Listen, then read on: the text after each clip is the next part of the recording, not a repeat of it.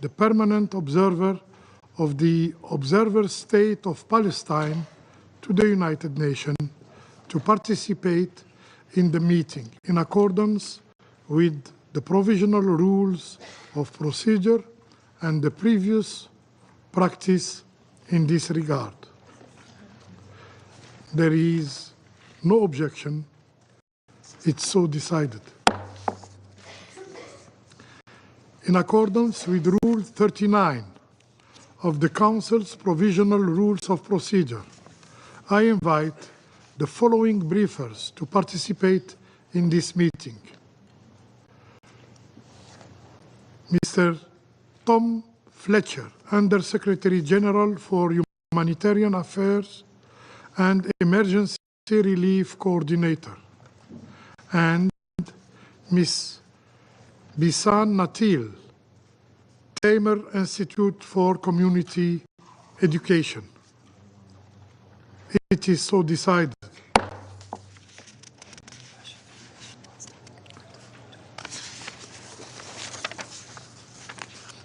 The representative of the Russian Federation has asked for the floor to make a statement. I give them the floor. Господин председатель, только что мы утвердили список докладчиков на это заседание. Я хочу обратить внимание, что в нем отсутствует госпожа Кэтрин Рассел, исполнительный директор ЮНИСЕФ, участие которой было запрошено нашей делегацией и поддержано алжирским председательством. Мы признательны вам, господин председатель, за усилия, которые ваша делегация, как нам известно, прикладывала, чтобы уговорить госпожу Рассел выступить. Но она отказалась, насколько мы понимаем, под надуманным и невразумительным предлогом, не представив никаких хоть сколько-нибудь весомых аргументов. Точно так же буквально мистическим образом оказались недоступны другие представители руководства фонда. Отказ главы ЮНИСЕФ пробрифинговать Совет Безопасности по поводу чудовищной трагедии, связанной с гибелью десятков тысяч детей в Газе, вопиющий шаг, который заслуживает самого серьезного порицания.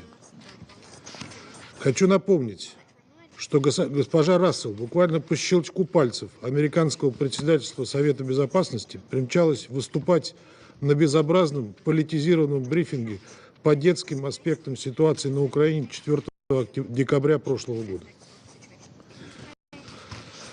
Получается, что для ЮНИСЕФ дети в Газе менее важны, чем дети на Украине. Иначе сложно объяснить то, что ЮНИСЕФ не считает нужным доложить СБ ООН об их положении, что, к слову, является прямым мандатом фонда. Очевидно, что их судьба не заботит ни саму Кэтрин Рассел, ни Соединенные Штаты, страну, гражданкой которой она является. Ведь американское председательство, несмотря на наши неоднократные призывы, так и не созвало заседание Совета Безопасности по детям в Газе в декабре прошлого года. Понятно, что нашим американским коллегам некомфортно комментировать ситуацию вокруг гибели десятков тысяч детей в секторе, которую они во многом и спровоцировали, 6 раз применив право вето, не дав Совету Безопасности вмешаться и остановить бойню в Газе.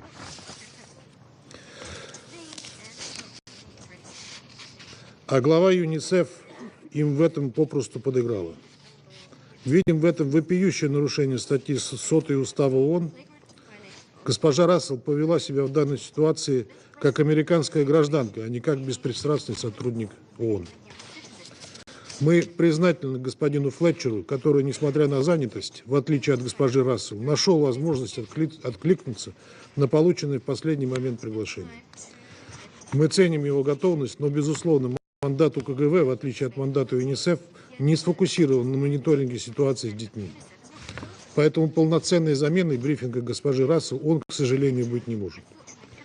Мы в ближайшее время подготовим письмо на имя генерального секретаря ООН, который должен принять меры для недопущения в будущем подобных возмутительных ситуаций.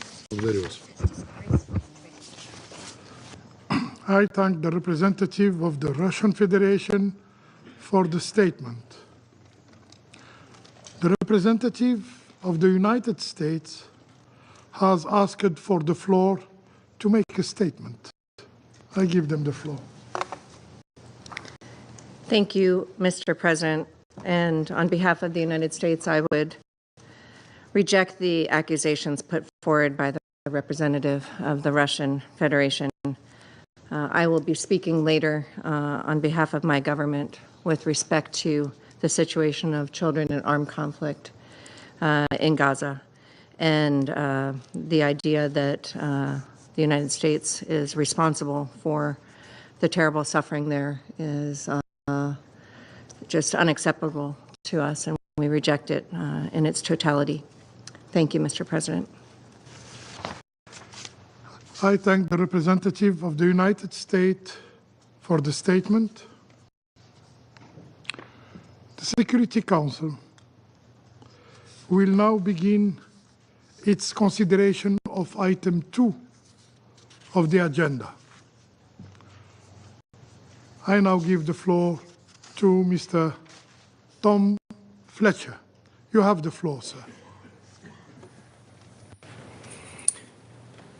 Mr. President and members of the Security Council, today marks one of the rare times we're able to highlight positive developments, albeit amid catastrophic humanitarian needs in Gaza. The ceasefire has provided a vital reprieve from relentless hostilities for Palestinians. It has at last allowed Israeli hostages and imprisoned Palestinians to be reunited with their families. And it has enabled a massive surge in life-saving humanitarian aid into Gaza. We can save more lives if all parties continue to honor the deal. So I thank the mediators, Egypt, Qatar, and the United States, for their tireless efforts to ensure this deal is upheld. I thank them for their help to mitigate operational obstacles as they arise. Before I update the Council on what humanitarians have achieved during these first few days of the ceasefire, I must testify to what Palestinian children in Gaza have endured in the past 15 months. Mr. President, children have been killed, starved, and frozen to death. They have been maimed, orphaned, separated from their family. Conservative estimates indicate that over 17,000 children are without their families in Gaza. Some died before their first breath, perishing with their mothers in childbirth. An estimated 150,000 pregnant women and new mothers are in desperate need of health services. Children have lost their schools and their education. Those with chronic illnesses have struggled to access the care they need, many unable to do so. Many have faced sexual violence. Girls who've endured the additional indignity of no menstrual care have been left exposed and vulnerable. 1 million children are in need of mental health and psychosocial support for depression, anxiety, and suicidal thoughts, according to UNICEF. A generation has been traumatized.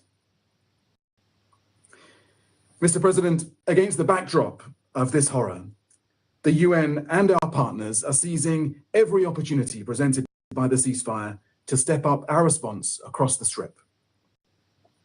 Safe, unobstructed humanitarian access, alongside the absence of hostilities and the almost complete cessation of criminal looting over the past days, have significantly improved our ability to operate. We have been able to increase the flow of incoming supplies and deliveries, scale up storage capacity and repair work, provide life-saving services, and carry out needs and damage assessments. We are getting supplies to designated emergency shelters and distribution centers across the Gaza Strip. We are delivering food parcels and flour and working to reopen bakeries. We are distributing fuel to ensure that critical services, healthcare, water pumping, can run on backup generators in the absence of electricity. Across the spectrum, humanitarian organizations and agencies have united to meet our humanitarian goals. At the center of this, as always, is UNRWA. But we cannot do this alone. Surging high volumes of aid into Gaza requires a collective effort. All of Gaza, more than 2 million people, depends on our humanitarian support. So it is critical that the pipelines of stocks are regularly replenished, including by member states. Aid efforts must urgently be complemented by the private sector. Mr. President, while we spare no effort to scale up in Gaza, we must also keep attention on the West Bank. As we briefed this Council, since October 2023, the West Bank has witnessed record high levels of casualties, displacement, and access restrictions. These trends have intensified since the announcement of the ceasefire. Israeli settlers have attacked Palestinian villages, setting homes and properties on fire. Increased movement restrictions are impeding Palestinians' ability to access basic services and livelihoods. Mass detentions are taking place across the West Bank. Of particular concern is the situation in Jenin, where an Israeli military operation, helicopter gunfire and airstrikes alongside ground forces, has claimed lives and caused further destruction of basic infrastructure and displacement. This follows the weeks-long operation by the Palestinian Authority, during which access restrictions and confrontations with armed Palestinians triggered displacement of some 2,000 families from the camp and claimed numerous lives.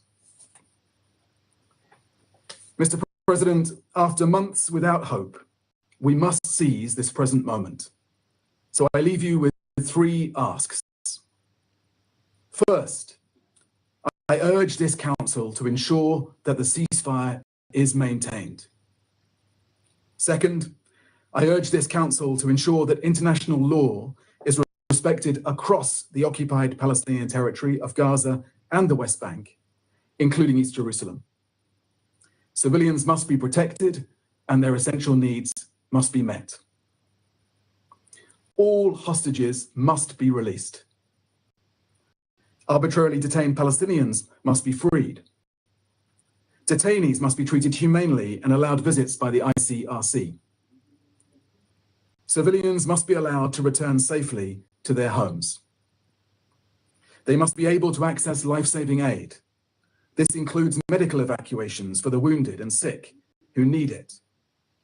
I urge member states to take in those patients. We need rapid, unimpeded, and safe access for the humanitarian community to be sustained.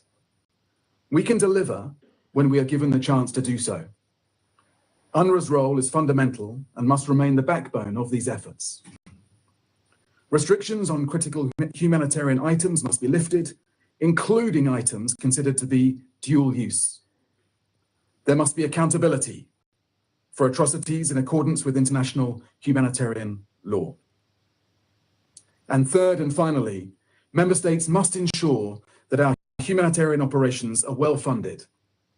Our 2025 flash appeal requires $4.07 billion to meet the needs of 3 million people in Gaza and the West Bank, with nearly 90% of funds for Gaza. Funding this appeal is essential to meet massive needs and to sustain the ceasefire. Mr. President, the children of Gaza are not collateral damage. They are as deserving as children everywhere of security, education, and hope. They tell us that the world was not there for them throughout this war. We must be there for them now. Thank you.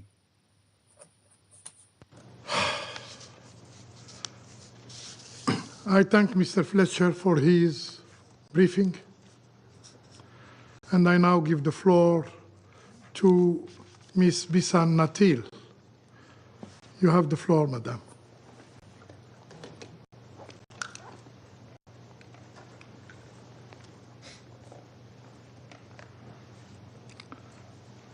Do you hear me, Madame Natil?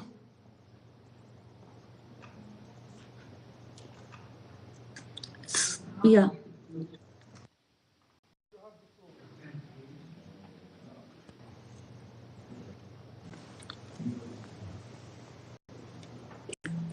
Yes, I am. Yes, we hear you. Again, please.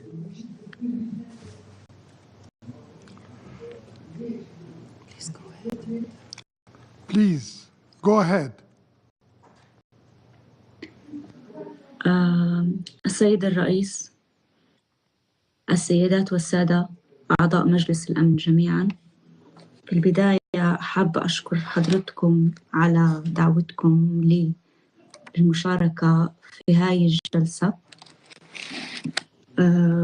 ويمكن لأقرب الصورة وأحكي أكثر الصورة اللي هي واضحة واللي هي بتوصل عبر الوسائل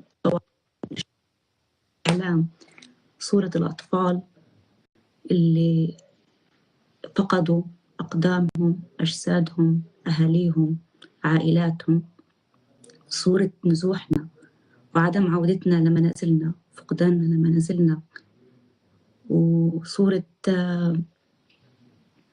انتهاك جميع حقوق الإنسان بحق جميع المدنيين في قطاع غزة. في البداية حابة أحكي لكم إنه جميعاً ما كناش بنعرف إنه الحرب فجأة رح تغير كل حياتنا، وفجأة بلشنا نفقد منازلنا. طلعنا وحكوا لنا روحوا للمنطقة الآمنة الواقعة في جنوب قطاع غزة. أخذنا بعضنا لأنه كانت الرسالة موجهة للأشخاص المدنيين، وفعلا ذهبنا لجنوب القطاع. لكن في لحظة وصولنا، عند أول ما وضعنا شنطينا، حقائبنا وملابسنا، تم استهداف المنزل اللي كنا بالقرب منه. هاي هي المنطقة الآمنة اللي تم الادعاء بأنها هي آمنة. في أثناء عملي يمكن ما عرفت بحالي، أنا أعمل مع مؤسسة تامر للتعليم المجتمعي على مجموعة من الأنشطة الفنية الأدبية لحتى الأطفال يعبروا عن أنفسهم بأدوات آمنة وبطرق آمنة في مساحات حرة. وللأسف هاي المساحات الآمنة والحرة وكل الأدوات الفنية فقدناها في الحرب، وبطل في مكان، بطل في مدارس، بطل في ملاعب للأطفال، بطل في أي شيء، وكل شيء تحول لمراكز إيواء ولخيام نزوح. كنا بنحاول نحكي ونعبر مع الأطفال شو بنعيش، شو أحلامنا. كانوا الأطفال بيحلموا إنه يرجعوا على مدارسهم، بيحلموا إنه ما يسمعوش صوت الطائرات الحربية وهي بتقصف، بيحلموا إنهم يلاقوا أكل، إنهم يلاقوا شرب، بيحلموا أحلام كتير بسيطة، أساسيات الحياة اللي هي بس إنه أنا آكل وأشرب وأروح على مدرستي وأرجع على صاحبي. كانوا الأطفال عندنا بيتعرضوا لمجموعة من المهددات الحياتية، ويلي هم ما كانوش بيقدروا إنه يواجهوها أو يفهموا هم بإيش بيعيشوا الآن. كانوا بيعيشوا فقدان البيت والعائلة والنزوح عبر الممر الآمن. هذا الممر الآمن يلي تم إطلاق عليه صفة الآمن كان بيهدد حياتهم. كانوا مجبورين لأنهم يفتحوا عينيهم ويمشوا تحت جثث، كانوا مجبورين لأنهم يمشوا تحت القناصة وتحت الأسلحة. كنا بنشوفهم لما بيجوا تعبانين ومش قادرين يحكوا عن الصورة وعن هول المشهد يلي شافوه خلال نزوحهم. وأول ما يوصلوا المنطقة الآمنة والمراكز الآمنة بيتم كمان استهدافهم. خلال عملنا في مؤسسة تامر على هاي الأنشطة لحتى يرسموا ويحكوا، كن في مسار اسمه مسار العودة إلى البيت. كان في عنا الطفل غازي أبو رمضان، رح أفرجيكم صورته. هذا هو غازي، من مخيم من خيم المواصي، واللي هو كمان من المناطق الآمنة اللي تم تصنيفها على إنها آمنة. أثناء وجوده كان بيرسم لنا البيت، كان بيرسم لنا مدرسة، كان بيرسم لنا ألعاب. رح أفرجيكم لوحده، هاي هي لوحته، بتمنى إنها تكون واضحة. غازي كان بيرسم والده وإنه حاسس إنه هو شبعان ماكل منيح ومش جوعان، لكن غازي ما كمل لوحته وما قدر ينقلها على لوحة الكانفاس لأنه تم استهدافه في الخيم ومات هو ووالده وغيرهم كتير من الأطفال يلي تعرضوا للقتل وللعنف ولفقدان الوالد ولفقدان العائلة ولفقدان المنزل ولفقدان المدرسة. ليان إحدى الأطفال اللي كانوا موجودين في شمال قطاع غزة، وأنا ما رح أنسى هاي القصة. ليان كانت موجودة في مركز إيواء هي ووالدتها وعائلتها. قاموا الدبابات بمحاصرة هاي المدرسة اللي أصبحت مركز إيواء، وقاموا بأنهم طردوهم من هذا المكان وضربوا داخل المدرسة، ومرت عمها قريبتها تم قتلها في هاي المدرسة وأصبح جثتها أشلاء، فصاروا يجمعوا هاي الأشلاء لحتى يقدروا يدفنوها. وطلب منهم الجيش بأنهم يضلهم فاتحين عينيهم ويمشوا لحد ما يوصلوا صلاح الدين وبعدين يوصلوا لمنطقة الوسطى. لك أن تتخيل طفلة بعمر 12 سنة تمشي مسافات كتير طويلة بعد كل هاي المشاهد من الرعب والقتل والعنف والتشريد، وتمر بكل هاي الأزمات النفسية. اليوم شو بيصير معها؟ قديش أطفالنا اليوم وإحنا فقدنا كل مفاهيم الحياة، الأمن، الأمان، شو معنى إنه تاكل تشرب تعيش، شو معنى إنك تكون إنسان. وفي وسط كل هذا أنا ما بنسى إنه دائما كان الراديو، لأنه فقدنا كل أنواع التواصل الاجتماعي. زي ما أنتم شايفين أنا ما عندي كهرباء، وبحاول قدر الإمكان إني أتواصل مع العالم. كان في هذا الراديو في أول الحرب يلي طول الوقت شغالين على الأخبار، الجزيرة، قناة كان العبرية، العربية، كل القنوات. كنا دائما بنستنى مجلس الأمن. مجلس الأمن اليوم شو رح يحكي؟ رح يوقف إطلاق النار؟ رح توقف هاي المجازر؟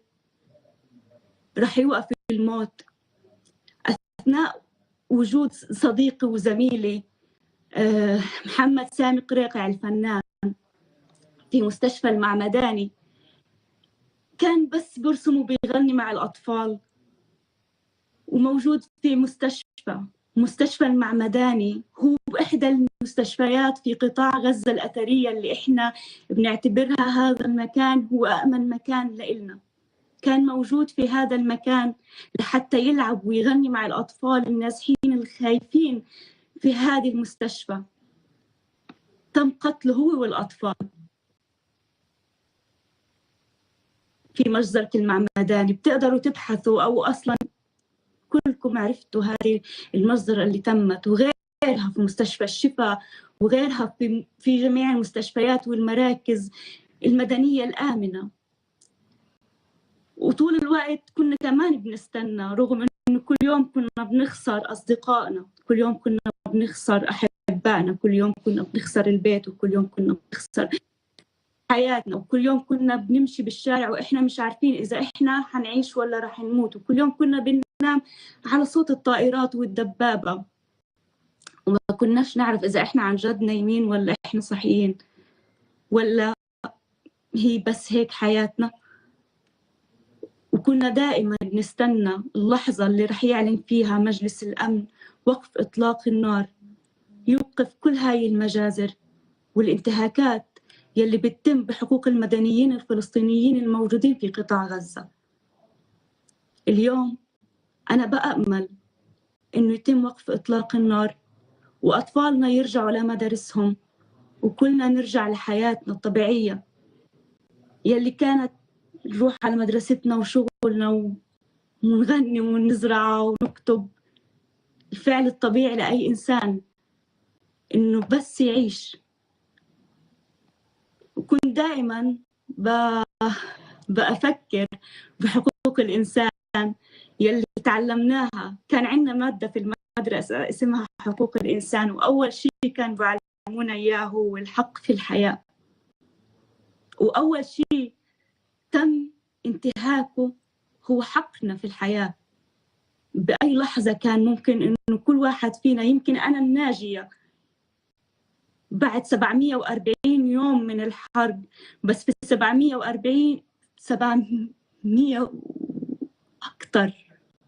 أكتر هي سنة ونص. في السنة ونص كنت ممكن 470 يوم. بطلنا نعد الأيام من كتر فقدنا قيمة الوقت والزمن مع الحرب. 470 يوم وإحنا كنا بكل لحظة مش عارفين إذا إحنا رح نصحى وحنكمل حياة ونتنفس ناكل ونشرب ولا رح نموت. سيد الرئيس، السادة أعضاء مجلس الأمن والجميع، أتمنى إنه بعد 470 يوم من هذا العدوان المستمر على قطاع غزة وعلينا إنه يوقف العدوان، نرجع لحياتنا الطبيعية، ترجع حقنا في الحياة، نرجع نقدر على الأقل نوفر المقومات الحياة الأساسية، الأمن، الأمان، عودة الأطفال لمدارسهم، عودتهم لحياتهم، لأنهم يرسموا، يلعبوا، يكتبوا. الطفل الطبيعي يلي بيعيش في بيئة طبيعية، مش في بيئة خوف وقلق وموت، يمر أمام الجنود تحت تهديد السلاح والطائرات فوقه والكواد كابتر، أسلحة جديدة أول مرة نسمع فيها، أول مرة نشوفها. في واقع غزة إحنا ما بنقدر نتجاوز الحدود، ما بنقدر نعرف شو في بعد الحد الفاصل أصلاً.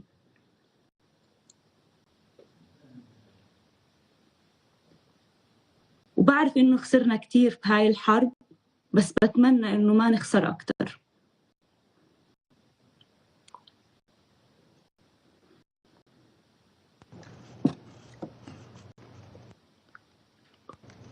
شكراً لكم جميعاً.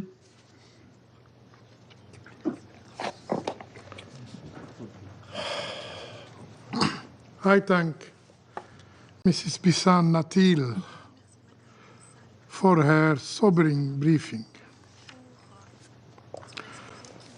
I now give the floor to those council members who wish to make statements.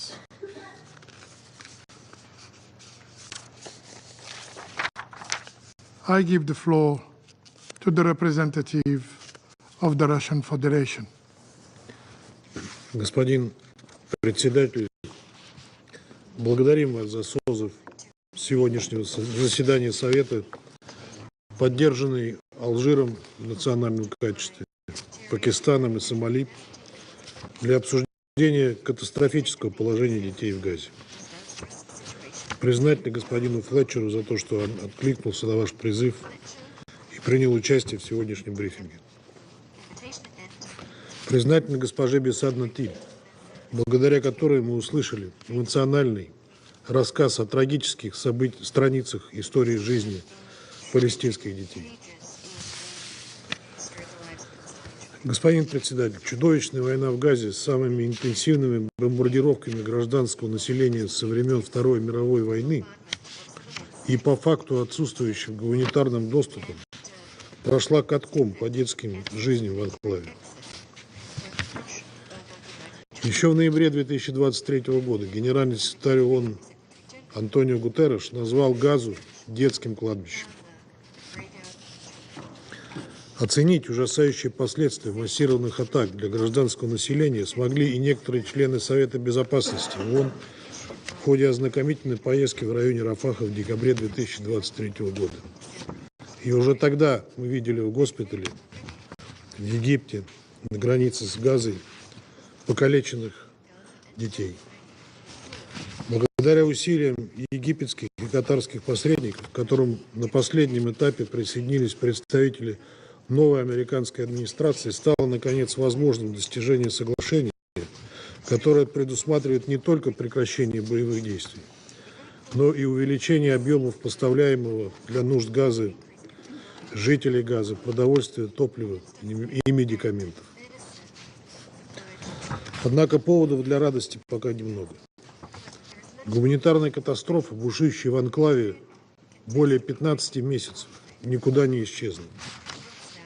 За рамками соглашения осталось налаживание безопасных и беспрепятственных поставок помощи по всем имеющимся маршрутам в необходимом объеме. Военное присутствие Израиля в анклаве продолжается.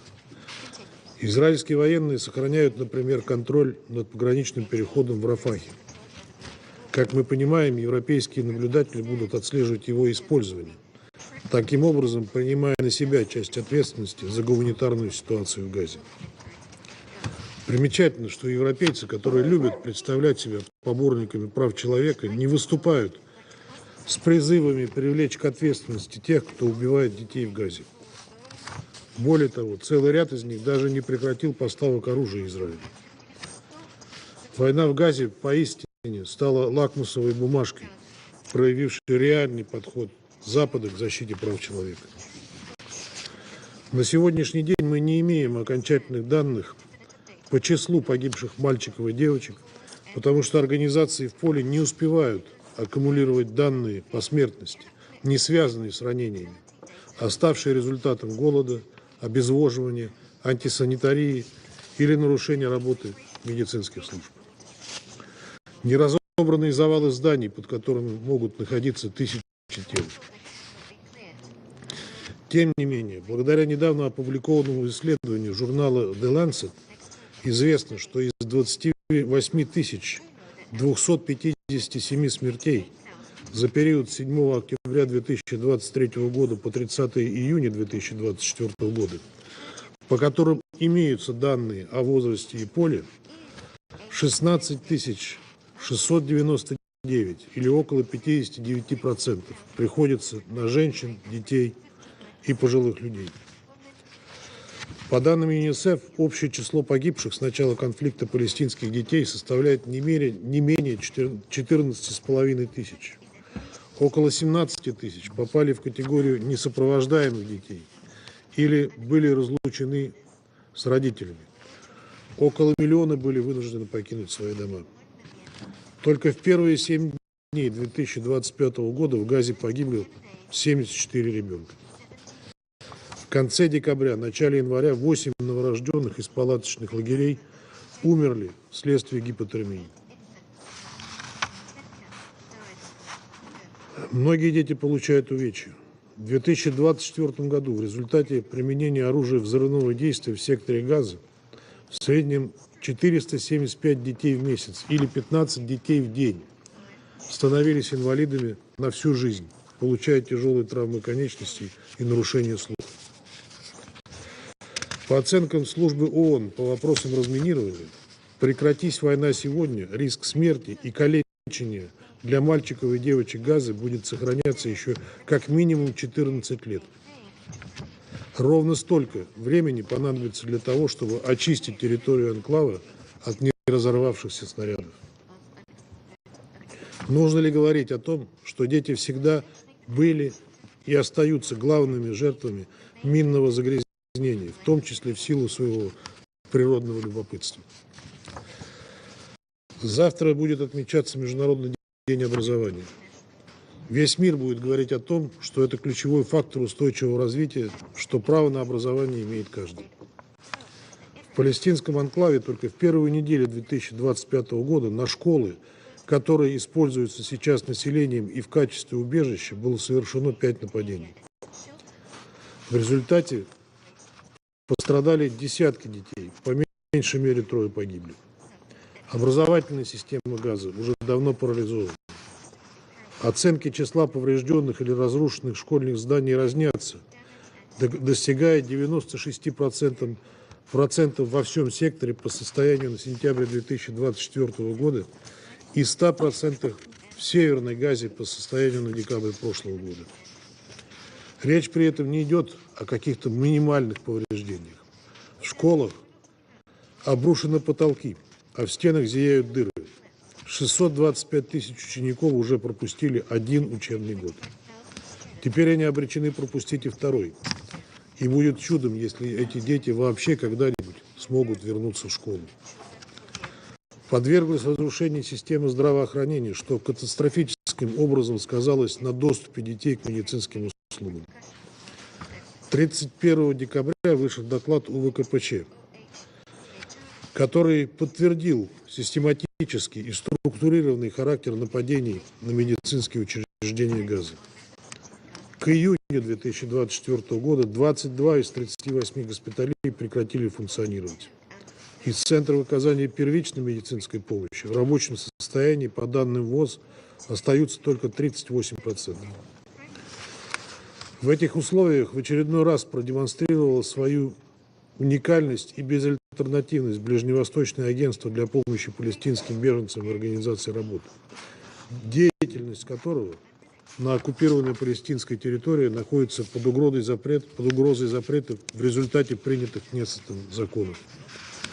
Эти решения не только нарушают нормы международного гуманитарного права, но и Конвенцию 1946 года о привилегиях и иммунитетах ООН, гарантом выполнения которой является генеральный секретарь организации.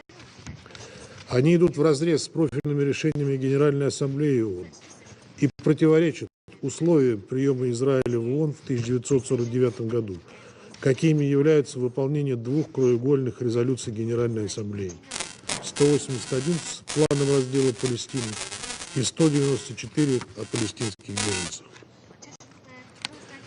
Более 70 лет сотрудники БАПОР в порой бесчеловечных условиях с риском для жизни реализуют его мандат, который включает предоставление услуг в области образования, здравоохранения, социальной сферы, микрофинансирования и чрезвычайной помощи нуждающимся палестинцам, улучшение инфраструктуры и условий жизни в лагерях беженцев. За 15 месяцев конфликта убито 265 сотрудников БАПОР. Печальный рекорд потерь среди персонала ООН за всю историю Организации Объединенных Наций. Остановка работы БАПОР приведет к катастрофическим последствиям для самых уязвимых групп населения, прежде всего детей. Этого нельзя допустить. В этих условиях режим прекращения огня должен быть использован для срочного наращивания гуманитарной помощи в регионе с акцентом на особые потребности детей. Помимо усилий по восстановлению инфраструктуры, ввозу продовольствия и медикаментов, необходимо обеспечить беспрепятственный вывоз с территории анклава нуждающихся в получении специализированной помощи детей вместе с их родителями или опекунами, а равно их беспрепятственное возвращение домой. Еще один аспект заключенного противоборствующими сторонами соглашения – это обмен удерживаемыми лицами, в числе которых есть и дети. И это лишь только вершина айсберга. Проблема произвольного задержания израильскими властями палестинских детей существовала еще до событий 7 октября 2023 года. Наравне со взрослыми они подвергались так называемому административному задержанию, в результате чего оказывались в тюрьмах на неопределенный срок без предъявления обвинений. Не стоит забывать и о случаях повторного задержания несовершеннолетних, отпущенных по итогам аналогичной договоренности в ноябре 2023 года. Война в Газе не только искалечила отдельные судьбы детей и взрослых, но разорвала саму ткань общества, отложив на неопределенный срок начало подлинно мирного существования двух народов. Даже тем из детей Газы, кому посчастливилось остаться в живых и не стать инвалидами, потребуются годы, чтобы поправить психическое здоровье и научиться жить так, как живут их сверстники в регионах, не затронутых конфликтом. Во весь рот встала проблема палестинских сирот, которых насчитывается более 20 тысяч. Какова будет их судьба? Что может предпринять ООН, чтобы жизни этих детей не были сломаны? Устойчивая стабилизация ситуации в Газе не имеет альтернативы для обеспечения будущего палестинских детей, а значит и палестинского народа. Полагаем также, что Совет Безопасности просто обязан держать в фокусе детскую проблематику в контексте ситуации в Газе. Благодарю вас.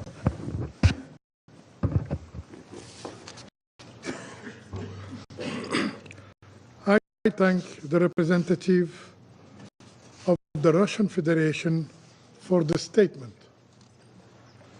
And I now give the floor to the representative of the United States. Thank you, Mr. President.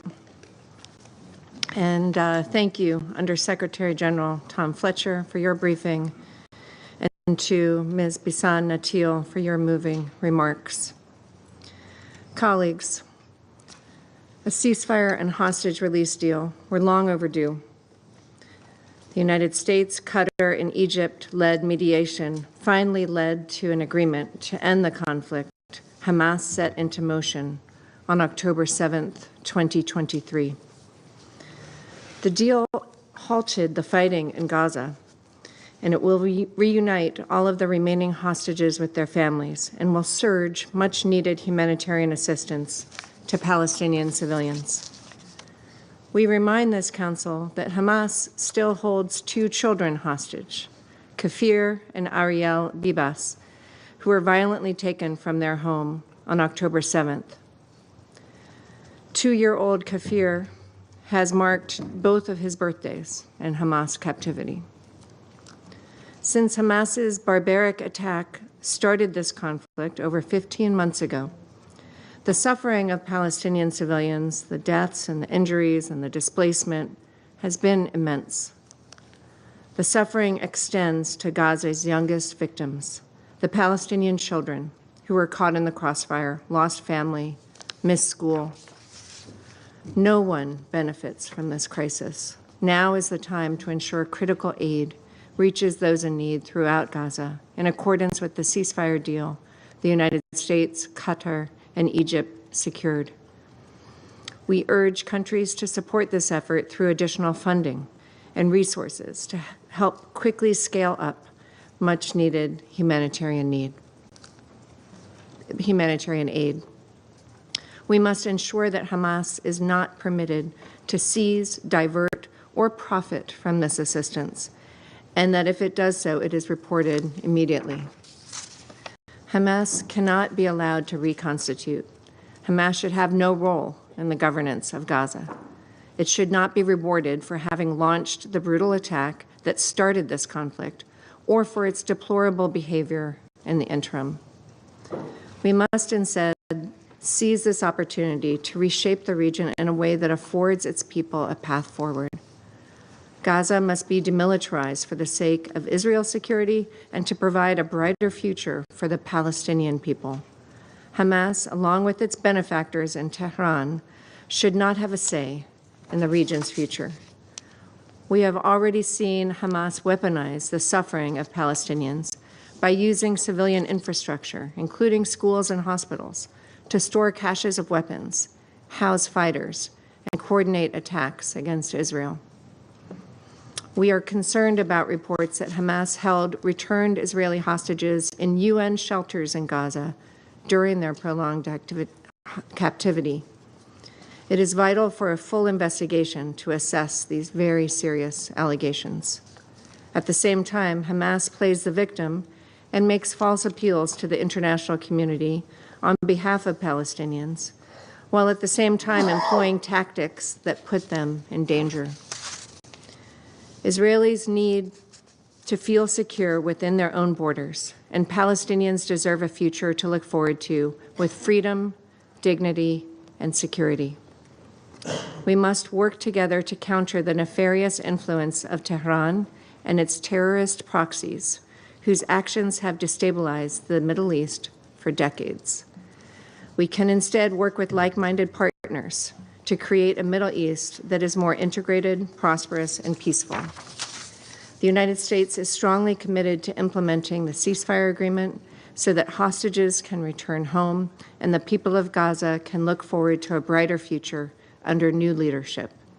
This is the only path forward. I thank you.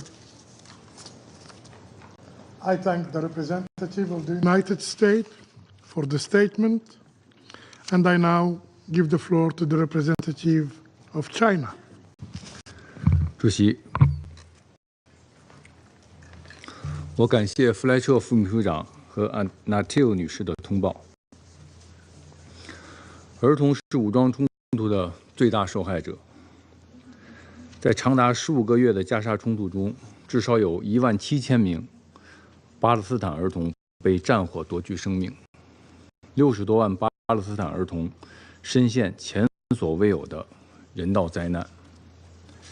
那些本应捧着书本坐在教室里学习的孩子，只能一次次被迫迁移，只能蜷缩在残砖碎瓦下躲避轰炸。那些儿童在家人面前死去的场景，那些儿童因营养不良骨瘦如柴的画面，令人心碎。这一切本就不应该发生，绝不能再继续下去。国际社会必须为加沙儿童的苦难画上句号。第一，实现加沙持久停火。19日开始的停火一旦实现，绝不能再起战端，绝不能再将儿童置于枪口和炮火之下。当前的停火应该是永久停火的基础，而不是新一轮攻势前的间歇。据报道，在停火生效后的第2天，就有儿童在拉法市遭到以色列军队射杀。我们对此表示严重关切，强烈呼吁3阶段的停火协议得到连续、全面的执行。第二，扩大加沙人道援助。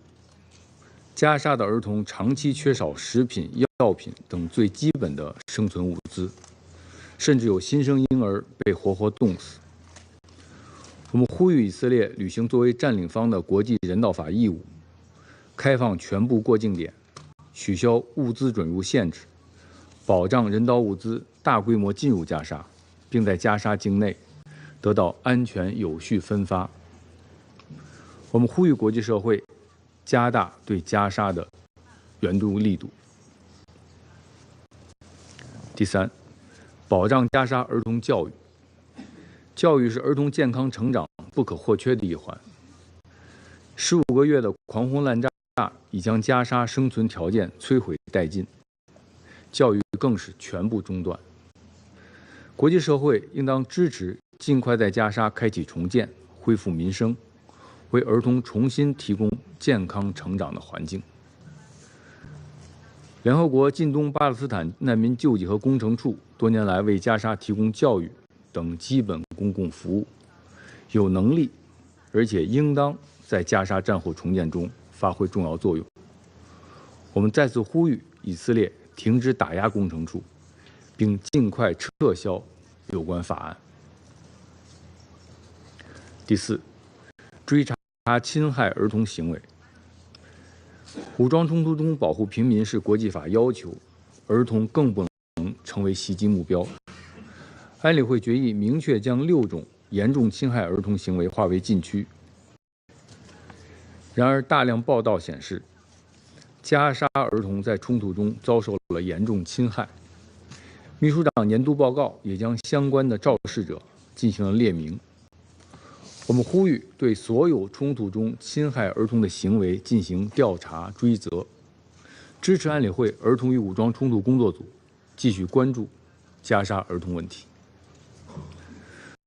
主席，让巴勒斯坦儿童在安全健康环境下成长的根本之策是落实2国方案，实现巴勒斯坦问题的全面、公正、持久解决。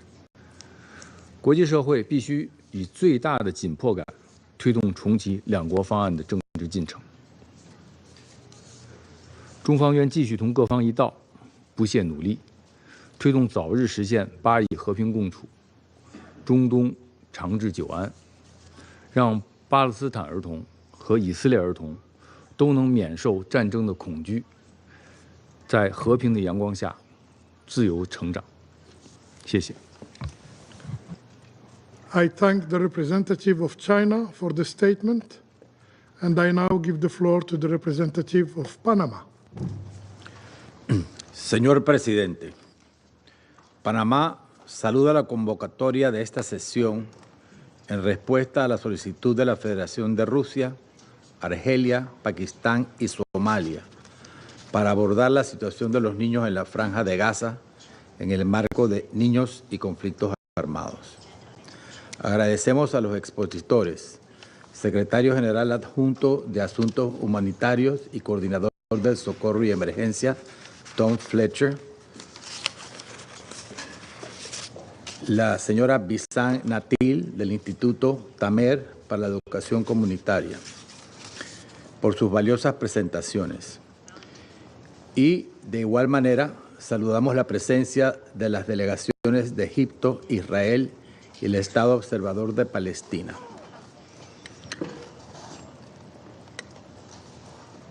Expresamos nuestro reconocimiento a las agencias humanitarias que enfrentan condiciones extremas, trabajan de manera incansable para proteger y garantizar el bienestar de las comunidades más afectadas por el conflicto. El reciente alto al fuego entre Hamás e Israel ofrece una admirable oportunidad para atender la catastrófica situación humanitaria en Gaza. Sin embargo, los informes de la ONU son claros. Más de 14.500 niños palestinos han perdido la vida. Otros 25.000 están heridos y cerca de 1 millón han sido desplazados. Lamentamos profundamente la pérdida de estas vidas inocentes. Según UNICEF, aproximadamente el 88% de las escuelas en Gaza necesitan reconstrucción total o reparaciones significativas, por lo que se afecta a más de 625.000 estudiantes. Además, solo el 25% de la producción de agua potable está operativa, lo que ha provocado un aumento exponencial de enfermedades transmitidas por el agua. La infraestructura sanitaria también ha sufrido daños severos, con numerosos hospitales fuera de servicio, exacerbando la crisis de salud pública. Panamá reitera su condena al secuestro de niños israelíes por parte de Hamás, un acto inhumano que representa una grave violación del derecho internacional humanitario. Estos niños han sido utilizados como instrumentos de negociación en una estrategia cruel e inaceptable. Con profundo pesar, en este conflicto, como en tantos otros conflictos armados, lamentamos la trágica pérdida de todas las vidas infantiles y reafirmamos que la protección de la niñez debe ser integral y sin distinciones. Instamos a este Consejo a que continúe siempre impulsando esfuerzos que aseguren a todos los niños la atención y protección que merecen.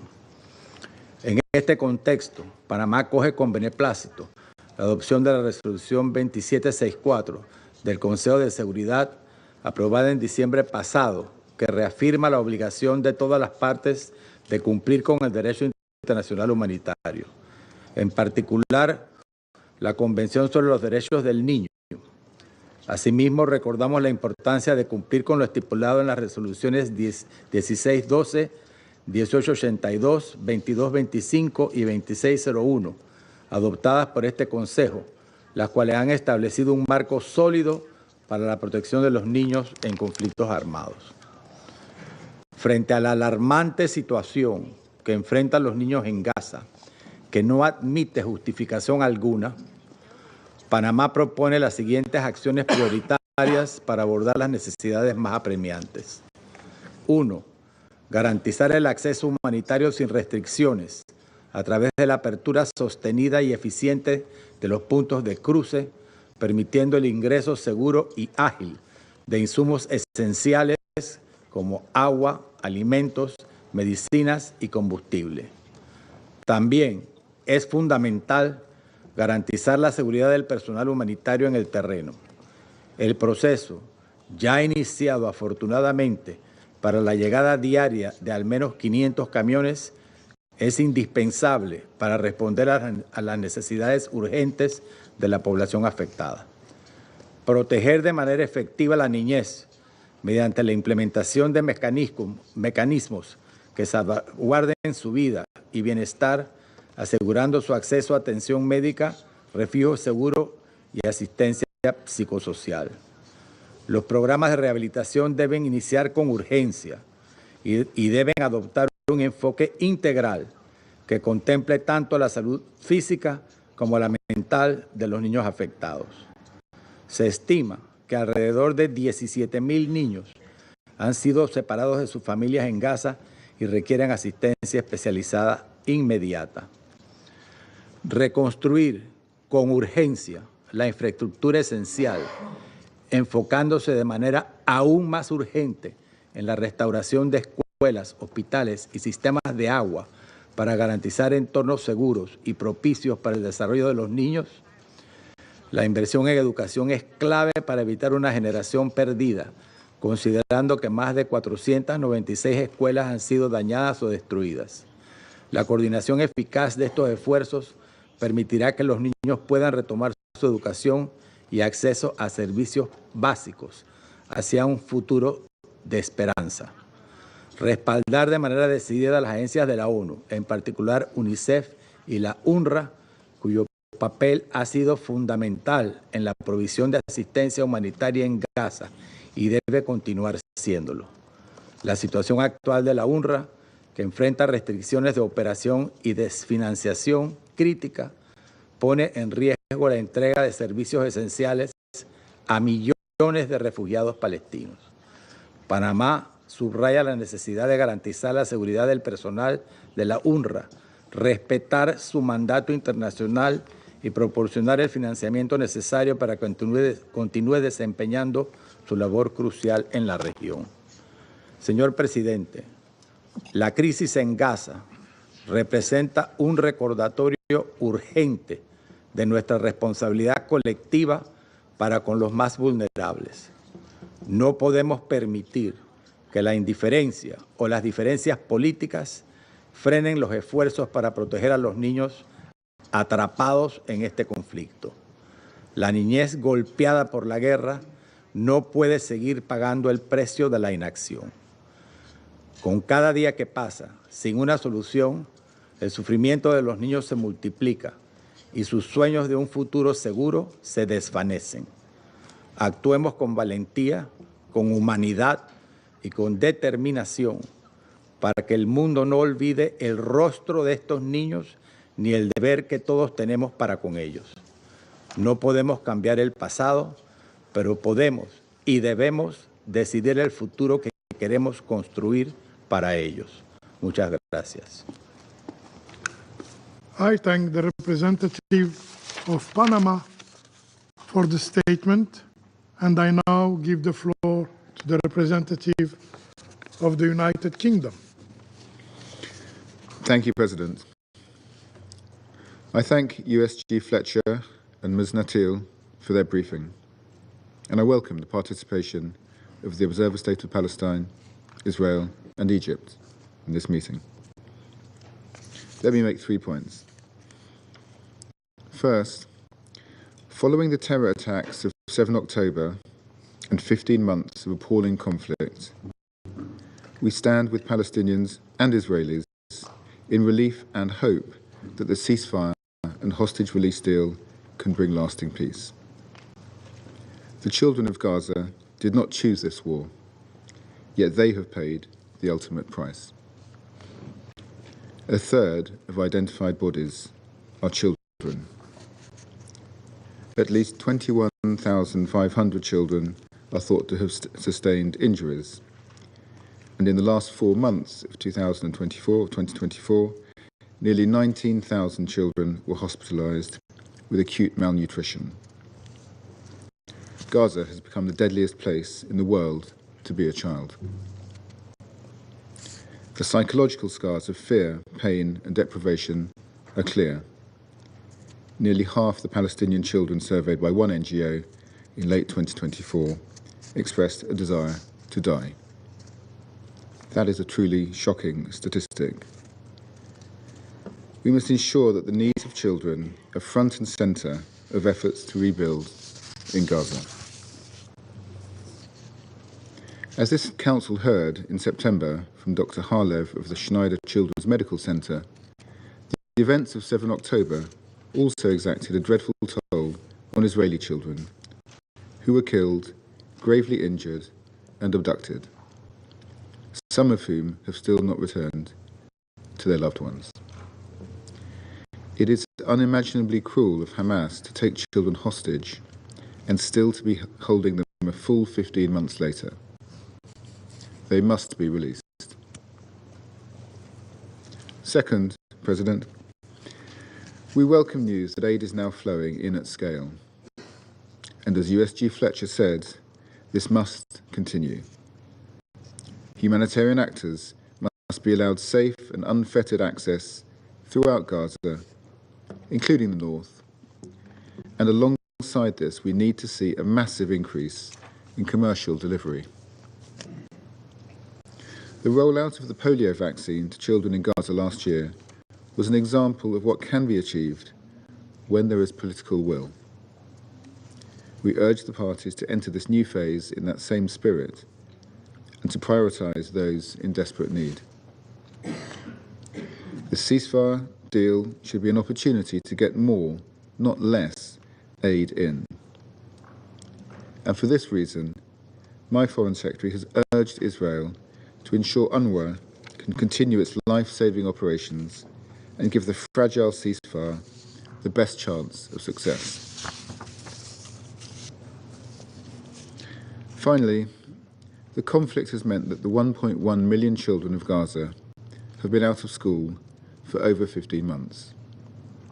We cannot allow a generation of Palestinians to be deprived of education and their right to a better future. To do so risks further suffering and a continued cycle of violence. This is in neither Palestinian nor Israeli interests. Once again, UNRWA plays a crucial role here. We must ensure its delivery of essential services, such as education and healthcare, can continue until such time as a Palestinian state can take over these functions. President, in conclusion, this Council has a clear children and armed conflict mandate to ensure that we protect children from the scourge of war and violence, wherever that may be. And yet grave violations against children are at an all-time high.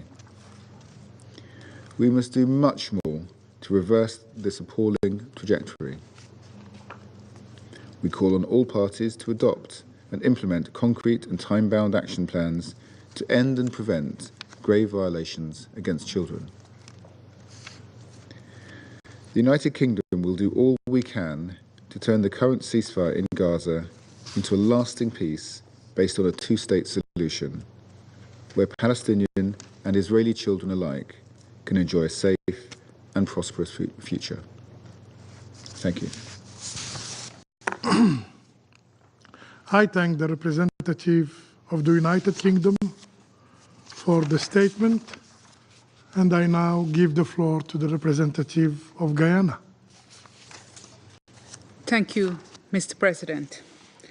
And I thank USG Fletcher for his briefing and Ms. Bisan Natil for her sobering testimony. The subject of today's meeting reminds us of the worst consequences of war, the devastating impacts on children. It reminds us of why peace must always be the only choice. Over the past 15 months, we, the members of this Council, and indeed the entire world, have watched the children in Gaza bear the brunt of war that no child should ever experience. More than 14,500 of them were killed, and thousands more injured and maimed for life. Gaza is now the place with the highest number of child amputees in modern history. Children lost limbs, suffered severe burns, and their fragile bones were broken and crushed as Israeli airstrikes and bombs destroyed their homes, the places where they played, and ravaged all the spaces where they sought shelter, in gross violation of international law. Many lost their parents, their siblings, and other beloved family members. They were displaced multiple times, traveling from place to place, often in harsh weather conditions, but finding nowhere truly safe. In December alone, 8 infants and newborns reportedly died from hypothermia. It is reported that more than 30,000 children were orphaned and nearly 1 million displaced from their homes. In this unrelenting war, children in Gaza were denied access to water and food and suffered malnutrition, with famine a real risk for many. In the absence of basic sanitation, thousands fell sick, suffering from preventable diseases with no recourse to health care, as hospital after hospital was bombed and medical personnel attacked and terrorized. Previously eradicated diseases such as polio re-emerged as vaccination programs fell behind. Schools in Gaza were not spared by Israel's weapons. They were reduced to rubble, erasing the hopes, dreams, and educational aspirations of the students. UNICEF reports that 95% of Gaza's school buildings have been damaged or destroyed. With the acquired ability to identify the various types of weaponry used through the ominous sounds of war, children in Gaza have witnessed the worst atrocities and endured tremendous suffering.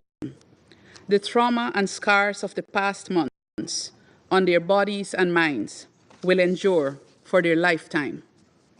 Mr. President, Guyana welcomes the current ceasefire, which offers much-needed reprieve for the people of Gaza, particularly the children. We urge all parties to work assiduously to ensure that it holds and that it becomes permanent.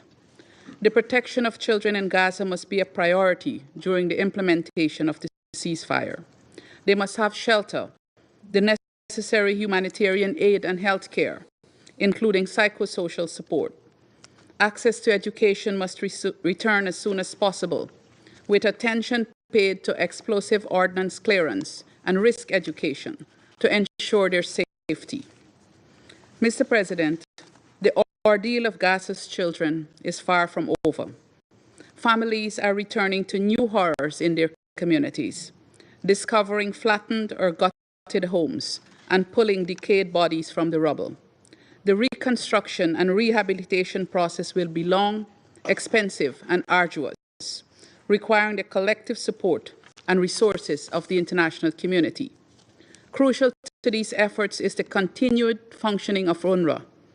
It has been emphasized in numerous briefings to this Council that UNRWA is the only agency in Gaza with the capacity and reach to provide a wide range of support needed by civilians in Gaza. Guyana reiterates its call for Israel to not implement the law on UNRWA and respect the mandate given to UNRWA by the UN General Assembly. We thank all UN agencies, including UNRWA, and the numerous NGOs for their indefatigable efforts in providing life-saving support to children in Gaza, never giving up, even in the most difficult circumstances.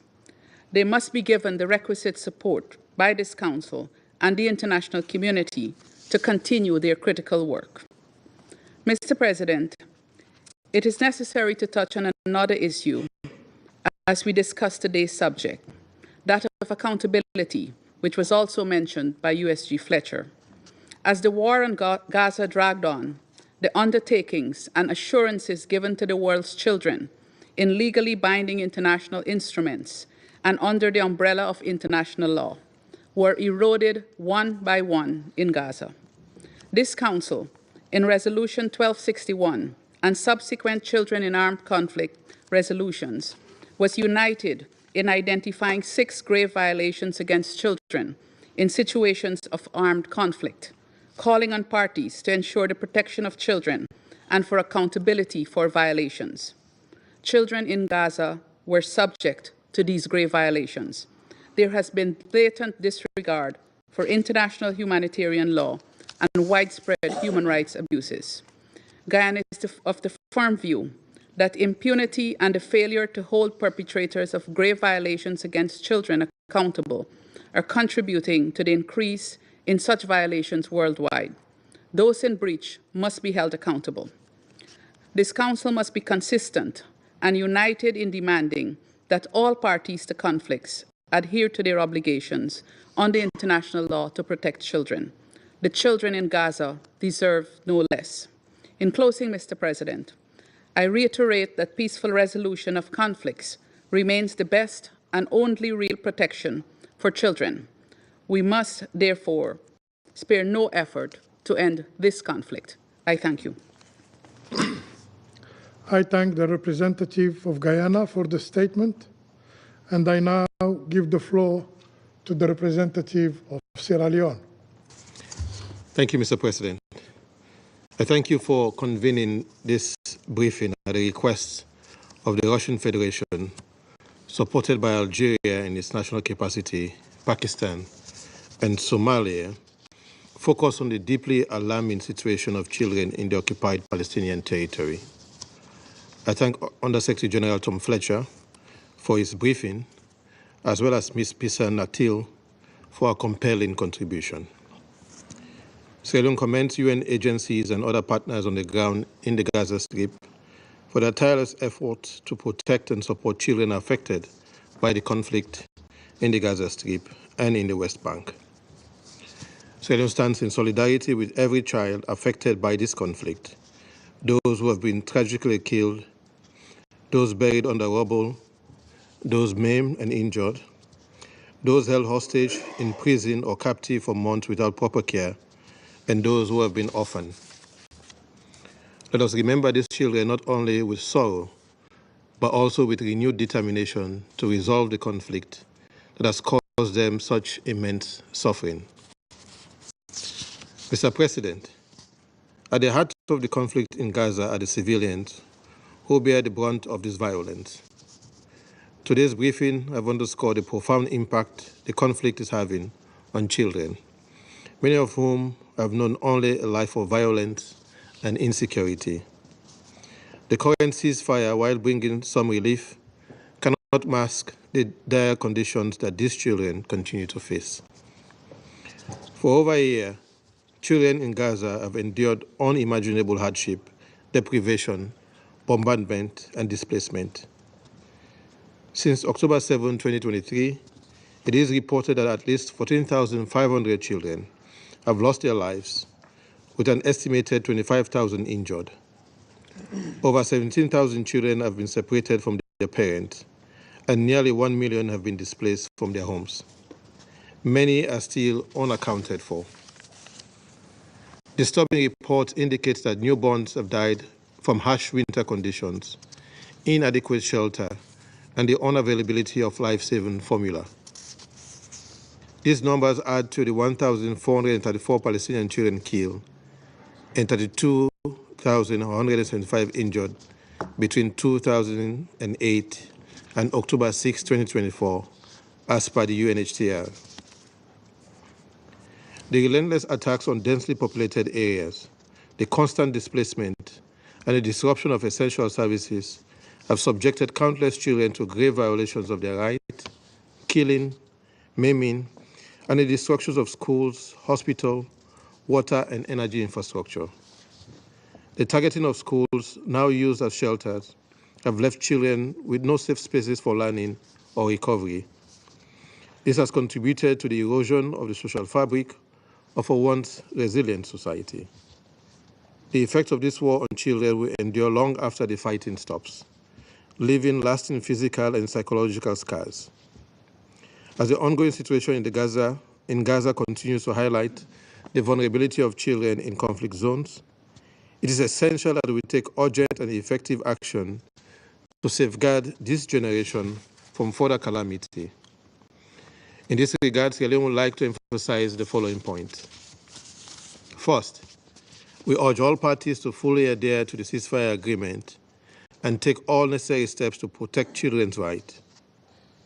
We deeply regret attacks on schools and hospitals, and that the Safe Schools Declaration was not upheld. As noted by Undersecretary General Fletcher, with the ceasefire in place, humanitarian agencies and partners are scaling up efforts to address the health and psychosocial needs of children, including specialized protection services for unaccompanied children. This vital work must be supported and expanded as part of Gaza's rebuilding process and the broader reconstruction of the occupied Palestinian territory. Second, in accordance with Security Council Resolution 2712, we call on all parties to comply with their obligations under international law for the protection of children in armed conflict, including the Geneva Conventions, the Convention on the Right of the Child, and all relevant legal frameworks. The adoption of Resolution 2712 by this Council acknowledges the disproportionate impact on children and demands that all parties ensure children receive the special protection they are entitled to under international law. Third, in line with Resolution 2720 and other relevant resolutions, Sierra Leone reiterates the call for Israel as the occupying power to ensure the safe, sustained, and unimpeded access of humanitarian aid into Gaza. We welcome the entry of approximately 2,400 aid trucks since the beginning of the ceasefire and encourage further support for these efforts. We also call on all parties to support humanitarian organizations in facilitating the emergency medical evacuation of critically injured civilians, including thousands of children. The risk posed by explosive remnants of war remain high, and we urge all stakeholders to ensure the safe disposal of these ordinances to prevent further harm to civilians, especially children. Last but not least, we affirm the critical role of the United Nations Relief and Works Agency for Palestine Refugees, UNRWA, in meeting the humanitarian needs of the civilian population in Gaza, particularly in providing education, health services, and psychosocial support for children. Rebuilding educational infrastructure must be a top priority to ensure that children can resume learning in a safe environment that fosters both academic development and emotional healing. In conclusion, it is imperative that we strengthen accountability mechanisms for violation of children's rights, including holding perpetrators accountable for attacks on schools and hospitals, the denial of humanitarian access, and the use of sexual violence against children in conflict. We call for the release of all children being held in detention camps and for full and impartial investigations into their detentions. As we welcome the ceasefire as a crucial step towards rebuilding Gaza and addressing the immediate needs of its children, we also urge swift action to end the ongoing military operations in the West Bank, which has resulted in fatalities and injuries. Reports of violence between settlers and the Palestinian communities must be addressed to ensure that the ceasefire leads to lasting peace and stability. I thank you. I thank the representative of Sierra Leone for this statement, and I now give the floor to the representative of Pakistan. Thank you, Mr. President. Mr. President, I would like to thank the Algerian presidency and yourself for convening this briefing on the request of the Russian Federation, Somalia, Sierra Leone, and my own delegation on the plight of children in Gaza. We thank Mr. Tom Fletcher for his briefing, and in particular, I would like to thank Ms. Bisan Natil for her testimony of the suffering that the children of Gaza have endured for the past 15 months. Mr. President, Israel's unrelenting and indiscriminate attacks on the civilian population in Gaza for 15 sustained months with one pause cannot be justified by any argument of the provocation that instigated these attacks. International humanitarian law is quite clear, crystal clear, that no matter what the provocation, the forces of a state are prohibited from attacking civilian structures or even structures where there may be civilians that could suffer as a result of these attacks. This principle has to be upheld if we are today and in the future to be able to contain the consequences of wars and conflicts on innocent people. That was the purpose of the Geneva Conventions.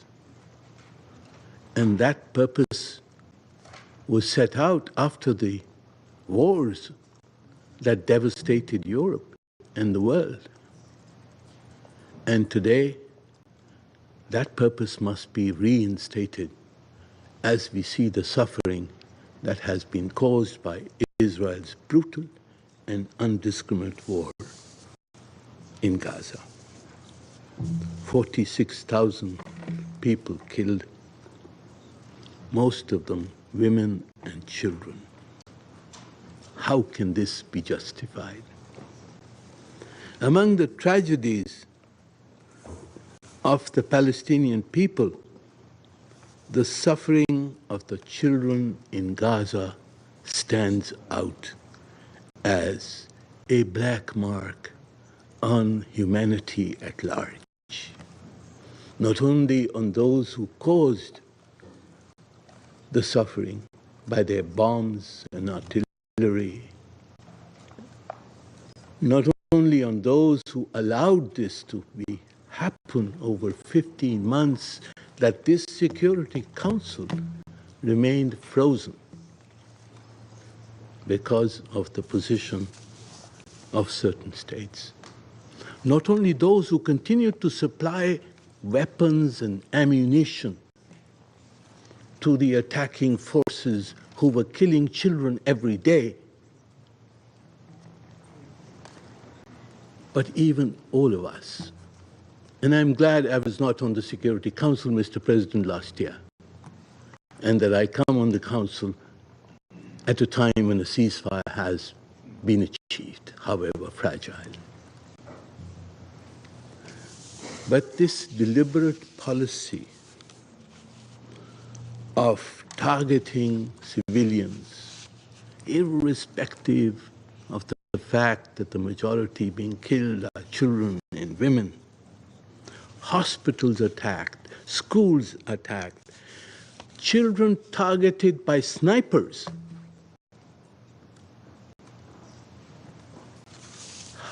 What degradation, what moral degradation allows something like that to happen?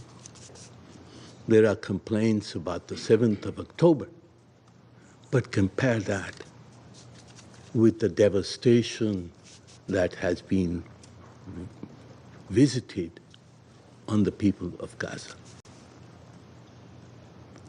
Does 7th of October justify what has been done to the children of Gaza? Can it ever be justified? Mr. President, we of course have welcomed the ceasefire, And we are grateful to Egypt and Qatar, the United States, for having brokered it.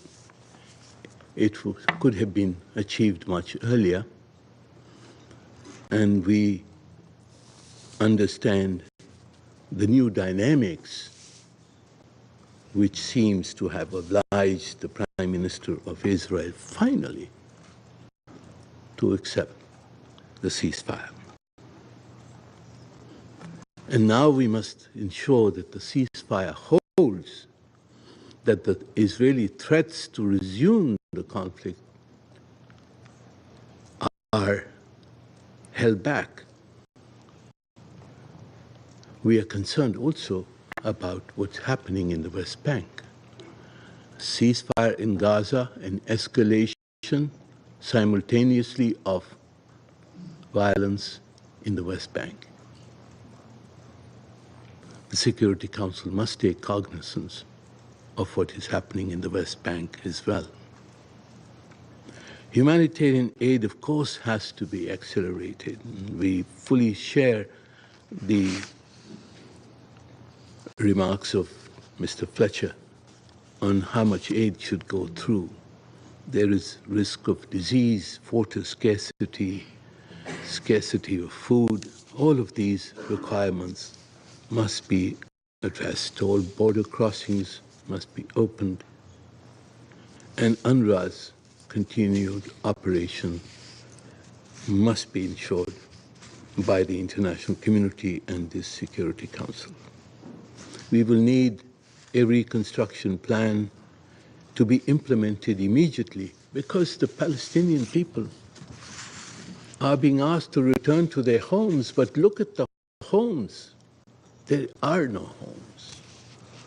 Everything has been devastated. Where will they go for shelter? Mr. President, finally, we must talk about accountability. Last year, the IDF was finally listed in the Secretary General's report on children and armed conflict. The Security Council's mechanism of children in armed conflict must serve as a vital tool for scrutinizing the IDF's actions and to ensure justice and accountability for the Palestinian children. And it should continue to report objectively and comprehensively on the plight of children affected by Israel's war in Gaza. Mr. President, heinous crimes have been committed in this brutal war, particularly against children, in violation of international humanitarian law, the Geneva Conventions, the Convention on the Right of the Child, the Convention on Genocide. There must be accountability for these crimes. This is essential to restore international legitimacy. We must try to ensure that such brutal slaughter of children never happens again. I thank you. I thank the representative of Pakistan for the statement. And I now give the floor to the representative of France. Monsieur le Président, je remercie le secrétaire général adjoint aux affaires humanitaires et Madame Natil pour leurs exposés. Ceci nous rappelle à quel point le conflit à Gaza a été meurtrier pour les enfants palestiniens. Selon l'UNICEF, plus de 14 500 enfants ont été tués à Gaza depuis le début de la guerre. C'est plus que le nombre d'enfants tués en 4 ans de guerre dans le monde entier. 25 000 enfants ont été blessés. Gaza compte le plus grand nombre d'enfants amputés par habitant au monde. 17 000 ont été séparés de leurs parents en raison du conflit ou se retrouvent seuls suite à la mort de ces derniers. Plus d'1 million d'enfants ont été déplacés. Ces chiffres sont terribles. Cette guerre a détruit la quasi-totalité des infrastructures essentielles. Les violations graves des droits des enfants bafouent le droit international humanitaire et les droits de l'homme. L'entrée en vigueur de l'accord de cessez-le-feu doit mettre un terme aux souffrances des enfants palestiniens et des civils. La France continue de se mobiliser pour leur venir en aide et elle a participé à plusieurs opérations d'évacuation médicale, dont la dernière en coordination avec l'Union européenne et l'OMS pour accueillir des patients palestiniens en France. Rappelons aussi que le Hamas a pris en otage des enfants israéliens lors des attaques terroristes du 7 octobre. La France continuera de condamner ces attaques et ces enlèvements. Nous n'oublierons naturellement pas les souffrances endurées par les enfants israéliens. Monsieur le Président, l'accord entré en vigueur doit permettre la libération de tous les otages, dont nos deux compatriotes Ofer Calderon et Ohad Yahalemi, ainsi que l'acheminement massif de l'aide au profit des populations, en particulier pour les enfants palestiniens. L'avenir de la bande de Gaza doit s'inscrire dans celui d'un futur État palestinien. Il faut éviter que le Hamas n'y reprenne pied. L'autorité palestinienne doit pouvoir y revenir au plus vite et cela doit être facilité par Israël qui doit aussi permettre à l'autorité palestinienne d'exercer ses prérogatives en Cisjordanie. La France appelle à ce que ce cessez-le-feu soit l'occasion d'enclencher un processus irréversible débouchant sur la solution des deux États. Elle y est engagée au sein de ce Conseil et dans toutes les enceintes. Monsieur le Président, permettez-moi de conclure en rappelant que la protection des enfants dans les conflits armés est une priorité absolue de la France qui restera pleinement mobilisée, y compris dans la perspective en 2027 des 20 ans des principes et engagements de Paris qui sont une référence majeure pour la protection des enfants. Nous réaffirmons notre soutien à la représentante spéciale du secrétaire général pour les enfants dans les conflits armés, ainsi qu'à l'UNICEF. Nous devons offrir un avenir aux enfants de Gaza et à tous les enfants israéliens et palestiniens pour qu'ils puissent vivre, étudier et grandir librement en paix et en sécurité. Je vous remercie.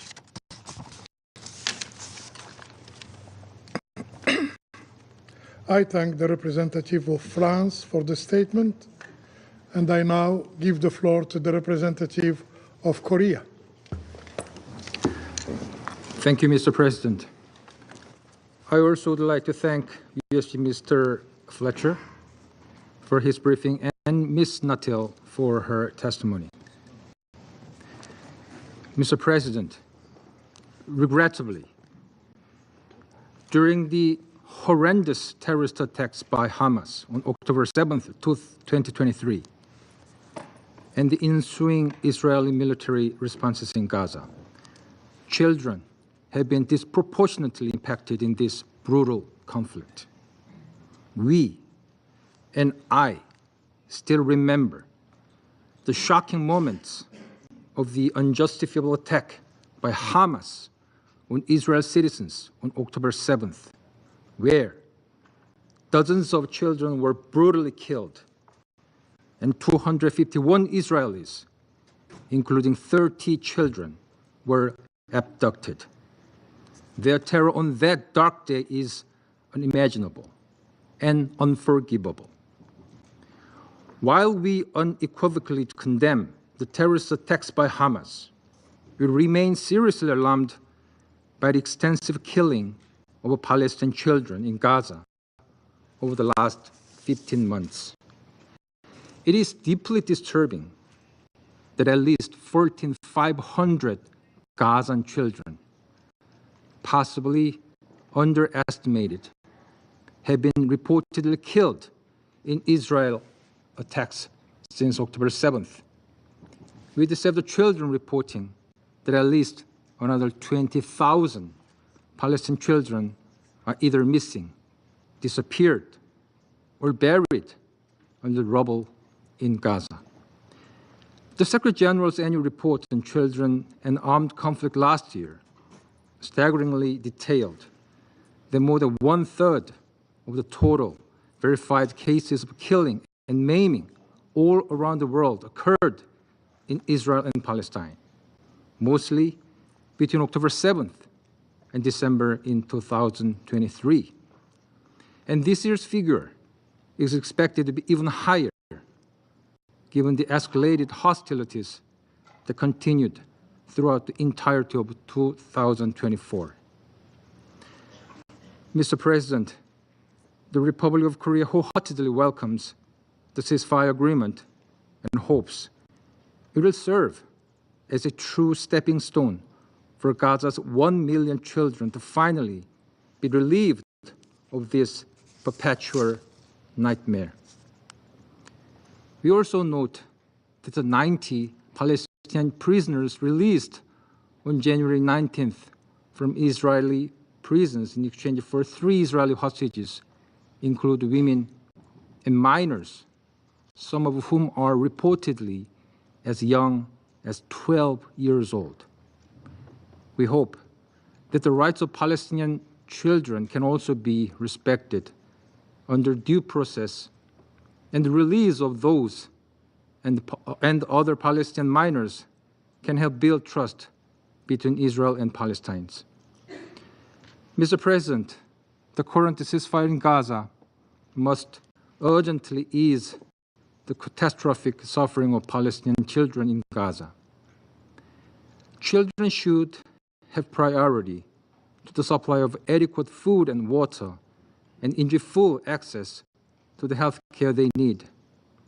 Despite only half of Gaza's 36 hospitals being partially functional, sufficient care for babies, as well as lactating mothers, must also be ensured.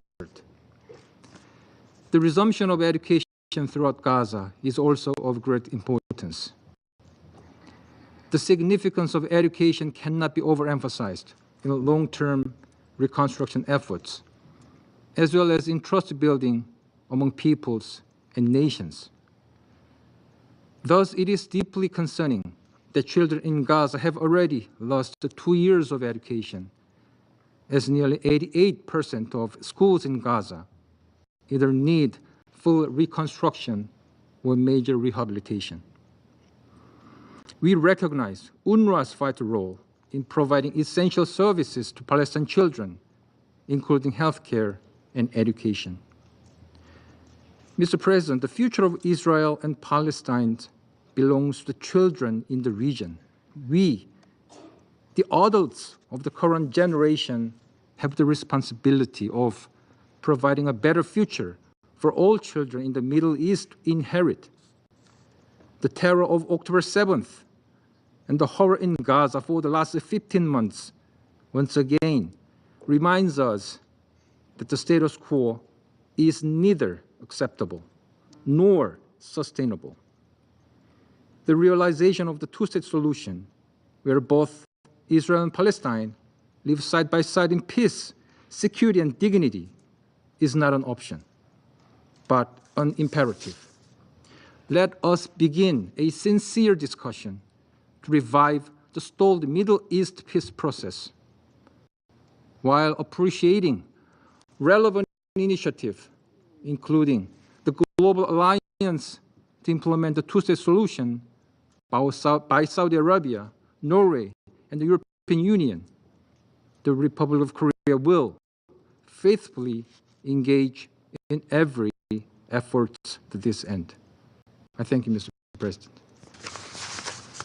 I thank the representative of the Republic of Korea for the statement, and I now give the floor to the representative of Somalia. Mr. President, I thank the Presidency for convening this important meeting in the call by the Russian Federation, Algeria, Pakistan, Sierra Leone, and my own country, Somalia.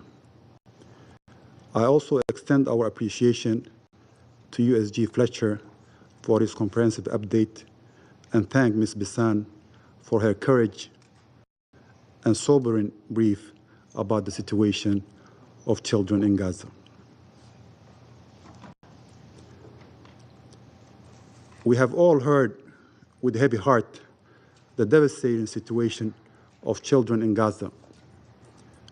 While we acknowledge the recent pause agreement, we must confront an uncomfortable truth. Temporary respite, though welcome, falls devastatingly short of what Gaza's children desperately need.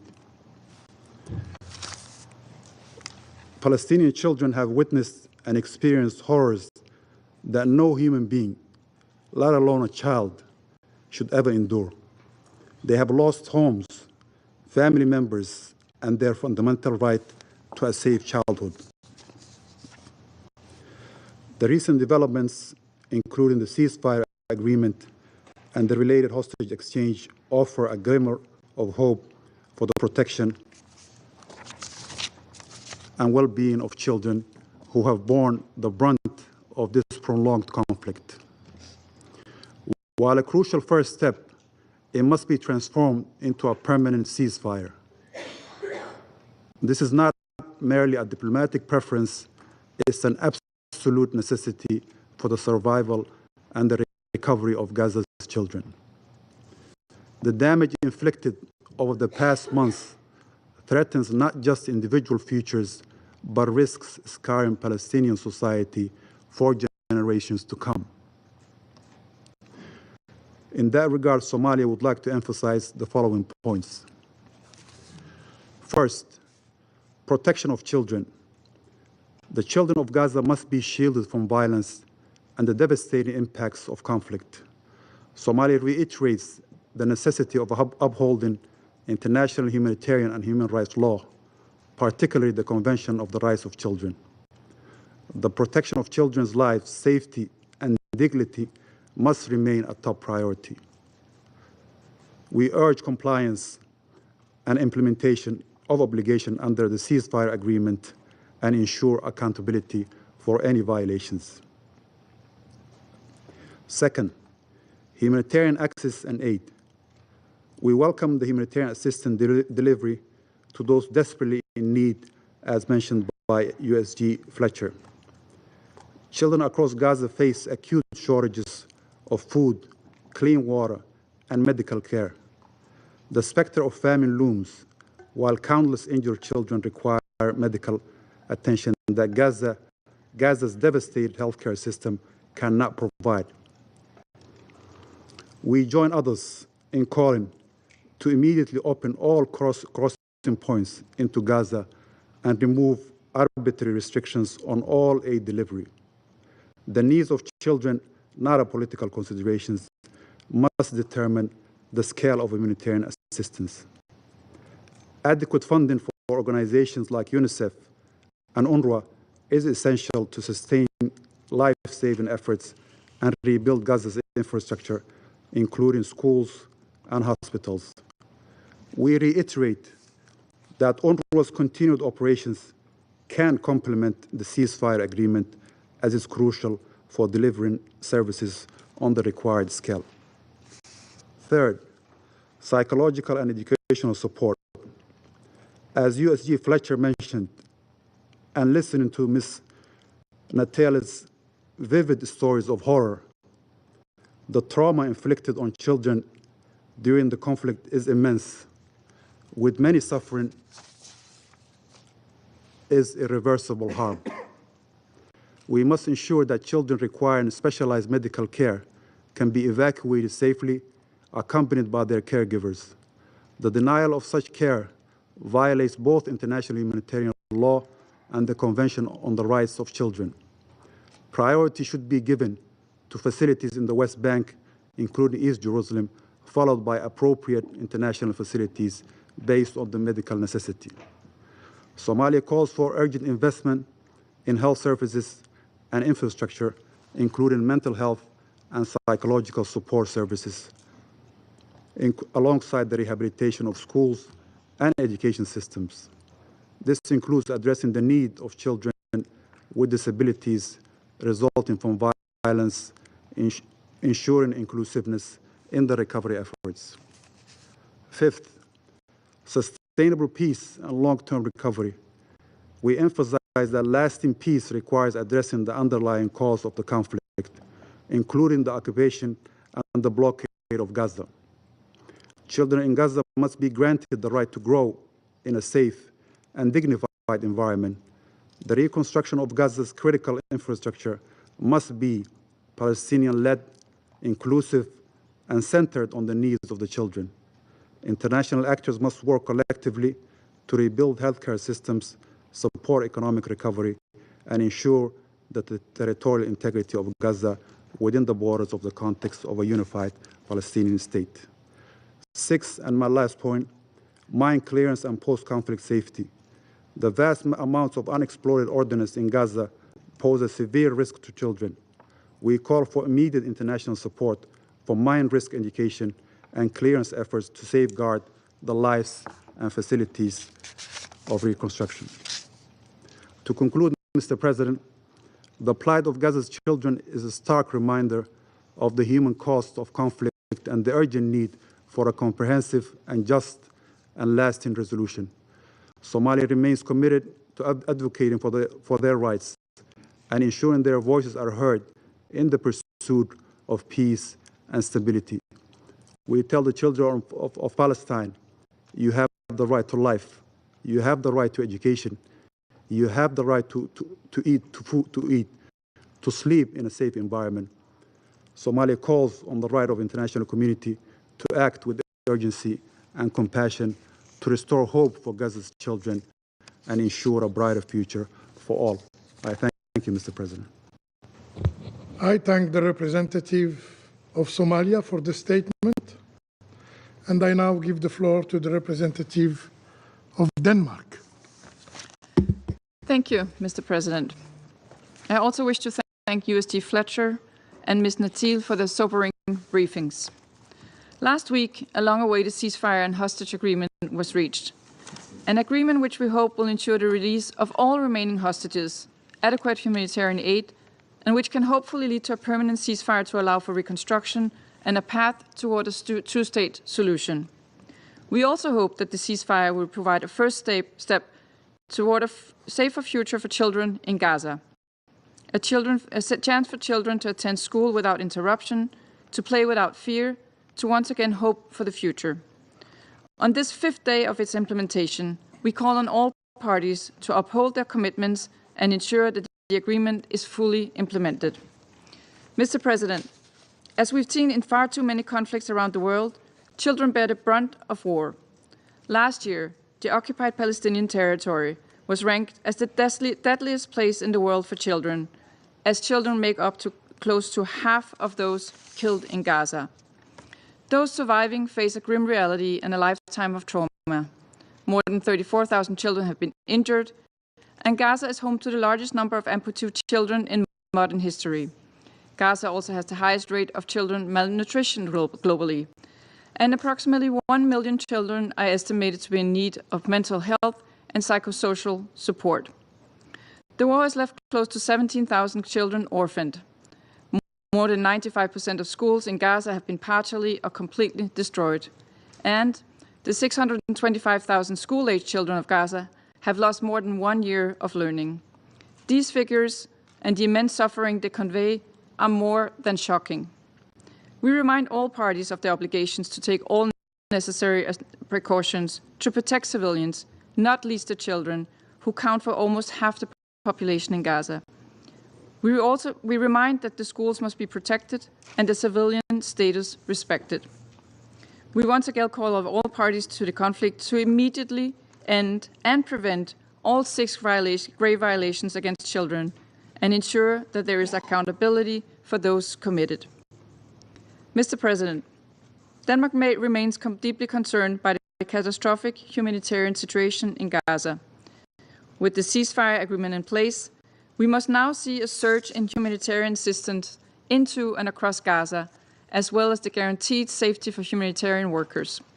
A key priority will be to get sufficient food, water and medical supplies, as well as winter supplies to children and their families, restoring schools, and the physical and mental safety needed for children to be able to resume learning would be a Herculean task, but a task we need to undertake. At this critical moment, UNRWA remains the backbone of the wider humanitarian response in Gaza. It must be allowed to implement its full mandate including on the delivery of essential services, including healthcare and education. Mr. President, we are waiting impatiently to finally see the release of the remaining child hostages brutally taken by and held by Hamas in a blatant violation of international humanitarian law. One, as young as 2 years old, knows no other world outside these dire conditions. We recall the need to ensure immediate release of all remaining hostages without conditions, and we call for humanitarian visits to all remaining hostages held by Hamas, as well as Palestinians held in Israeli detention. They are protected under the 4th Geneva Convention, and ICRC delegates must be allowed to access to them wherever they may be. Mr. President, Palestinian and Israeli children alike deserve a brighter future, where they can live in peace without fear of losing their family or their lives. Building on the ceasefire agreement, we need to see tangible steps towards realizing a two-state solution with the State of Israel and an independent, democratic, contiguous, sovereign and viable state of Palestine living side by side in peace, security and mutual recognition. This is the only path to durable peace, a durable peace where children can dream beyond mere survival, envisioning lives full of possibility without the weight of war. This is the future of the children of Israel and Palestine need, the future they deserve. Thank you. I thank the representative of Denmark for the statement, and I now give the floor to the representative of Greece. Of Slovenia, I'm sorry. Thank you, Mr. President. I thank USG Fletcher and Ms. Natil for their powerful briefings. Children in Gaza have experienced unspeakable horrors. Many lost their families, their homes, their schools. Too many are missing, either lost, disappeared, detained, or buried. For too many are maimed or killed. Basically, all children in Gaza are traumatized for life. Like everywhere else, in Gaza, children are the future of Palestine.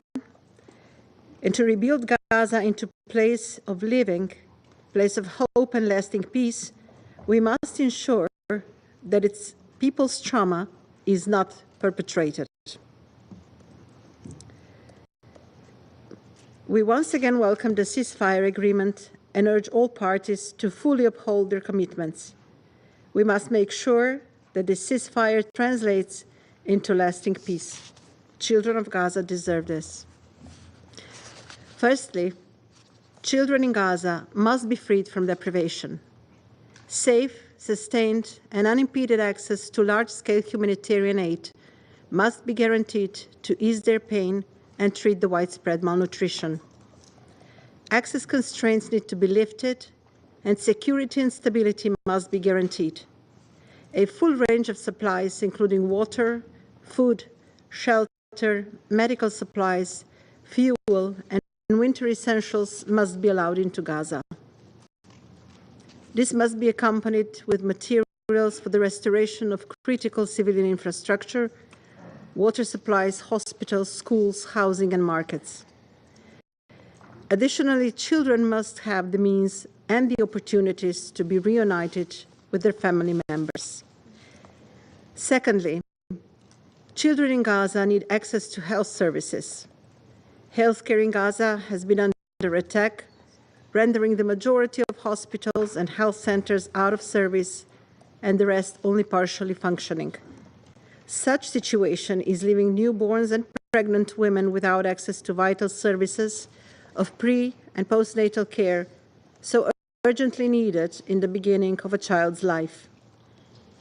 In face of the disproportionate impact of war on children, access to basic health care is crucial for their survival and development. This is not optional. It is an obligation of Israel as of the occupying power under the Convention of the Rights of the Child to protect every child's right to life, survival and development, health, and physical and psychological recovery. It must be guaranteed, including through medical evacuations. Whether facing hunger or acute malnutrition, amputations and war wounds, or lifelong trauma, children in Gaza need access to long-term specialist care, including prosthetic and assertive technologies and mental health services. As WHO underscored, life-changing injuries in Gaza require rehabilitation services now and for years to come. For years, Slovenia has been engaged in providing medical rehabilitation and psychosocial support to over 200 children from Gaza. Most recently, a group of 10 children was evacuated from Egypt in October. According to Save the Children, in 2024, an average of 15 children a day were left with potentially lifelong disabilities due to explosive weapons. We underline the urgent need to prevent any further injuries or death, including by clearing explosive remnants of war. Thirdly, we need to give these children an opportunity to build better lives for themselves. This generation of children is missing out on their second school year, with close to all of their schools being either damaged or destroyed. Education system must be rebuilt. It is essential to ensure children have access to safe spaces for learning, development, and play. No society could ever be successful without access to education. A rebuilt Gaza must stand on pillars of better opportunities. We therefore repeat the essential role of UNRWA in human development. Now is the time to strengthen the agency that offers basic services, not undermine it. Mr. President, children are the biggest victims of any war. We therefore encourage listed parties in the Secretary General's annual report on children and armed conflict to initiate a dialogue with the UN for the development, adoption, and implementation of action plans to end and prevent grave violations against children. Mr. Natil, we were touched by carefully crafted words in your writings. In Slovenia's Book of Life, we always acknowledged Palestinians, and in fact, every human being as more than just numbers and names. Images of children in Gaza during this war have been our constant reminder not to give up on peace. Now that the ceasefire agreement is in place, many of children have nowhere to go and no one to turn to. Their stories and struggles remind us that despite the recent breakthrough, our work has not yet finished. This Council must continue working on a pathway to lasting peace and a two-state solution. Only then there will be also a peaceful future for children in Palestine, Israel, and the region. I thank you, Mr. President. I thank the representative of Slovenia for the statement, and I now give the floor to the representative of Greece. Thank you, Mr. President. I would like to thank USG Fletcher and Mrs. Natil for the detailed briefings. Mr. President, early on in this war, the Security Council recognized its disproportionate impact on children when it adopted the Resolution 2712 in 2023, demanding the parties to comply with their obligations under international law, including international humanitarian law, notably with regard to the protection of civilians, especially children. Evidently, this war has taken a shocking toll on children in Gaza, reportedly leaving at least 40,500 dead and thousands more injured, separated from their families, and nearly 1 million internally displaced. They all have names, they all deserve a better future. Mr. President, a few days ago in this chamber, we welcomed the long overdue ceasefire deal struck within the parties in hope that it will last and lead to a situation where recovery for 15 enormously difficult months for the people of Gaza can be attainable. We understand the shock on Israeli society and the international community by the horrendous attacks of October 7 by Hamas, which also led to the killing and abductions of many children. At the same time, international law, international humanitarian law must remain the compass of our behavior. In this vein, we join our colleagues in asking the parties to adhere to the ceasefire deal and respect the provisions of international humanitarian law. We cannot but stress the importance of ensuring the protection of all civilians at all times, including humanitarian workers, in line with international humanitarian law. We also encourage parties listed in the Secretary General's report to engage with the United Nations on preventing violations committed committed against children. The suffering of civilians must come to an end. All crossings should be open for aid delivery that should come quickly and at scale to meet the urgent needs of a starving population. UNRWA's operations remain vital for the thousands of children in Gaza stripped of their basic rights to safety, to healthcare, to education. There can be no day after scenario for the Gaza Strip without child-centered services. The valuable work of UNRWA and other international organizations like UNICEF cannot be overstated, and we proudly continue to support them. Mr. President, protection of children is central to our conscience as human beings. Greece has decided to actively take steps to alleviate the suffering of children in Gaza. This week, the first injured child from Gaza arrived in Greece through Romania for treatment, and my country will further offer treatment to several more injured children in Greek hospitals. The only long-term solution for the region is to revitalize the political process to pave the way for political horizon for a two-state solution, according to relevant Security Council resolutions, while recognizing the right of Israel to exist in peace and security. In the meantime, we call on all parties to refrain from actions that put children in danger. Attacks on children, coupled with hindered access to humanitarian aid, constitute grave violation of international humanitarian law and human rights law. Mr. President, in a world stuck in the cycle of violence, children are the world's hope and should be given hope. They should be allowed to reinvent a better world for all of us. I thank you. I thank the representative of Greece for the statement. I shall now make a statement in my capacity as the representative of Algeria. Dear colleagues, we extend our sincere thanks to USG Tom Fletcher and the civil society representative, Ms. Bisan Natil, for their sobering briefing. Bisan, your moving presentation was another testimony of the level of suffering that Gazans, in particular children, faced during more than 470 days of Israeli aggression. Be assured, Bisan, that the Algerian people will always support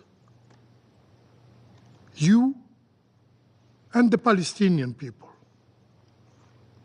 As President Tebboune said, and I quote, Algeria will never, never leave the Palestinian people alone until they enjoy their rights.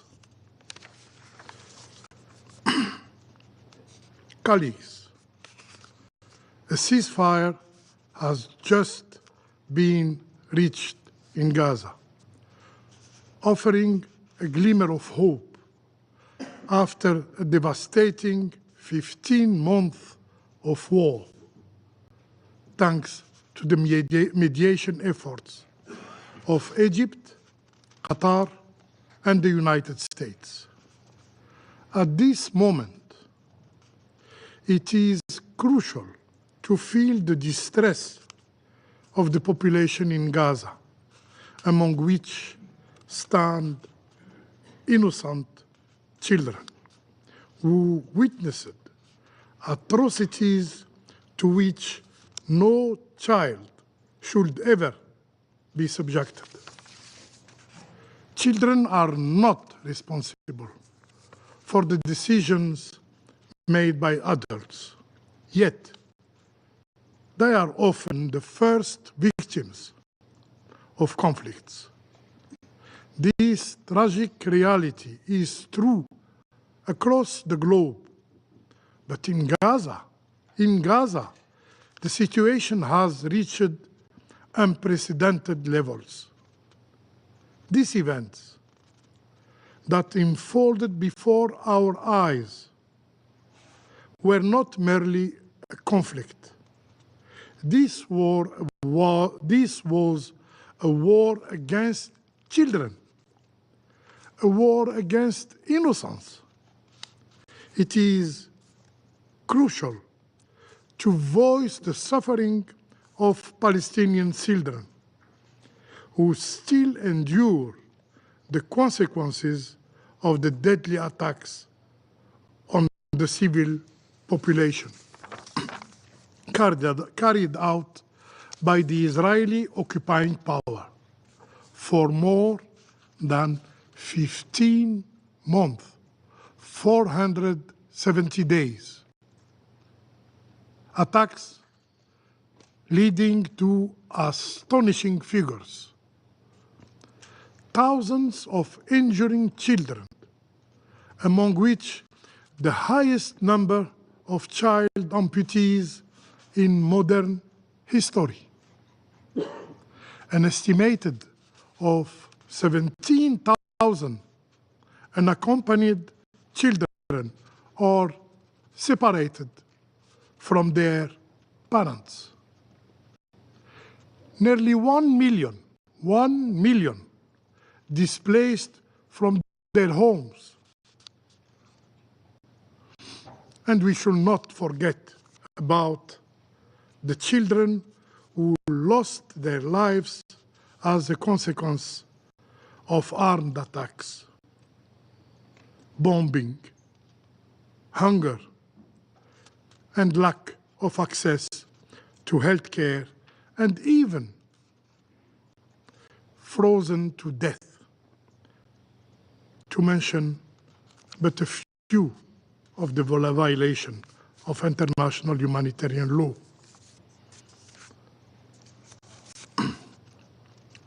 According to various NGOs,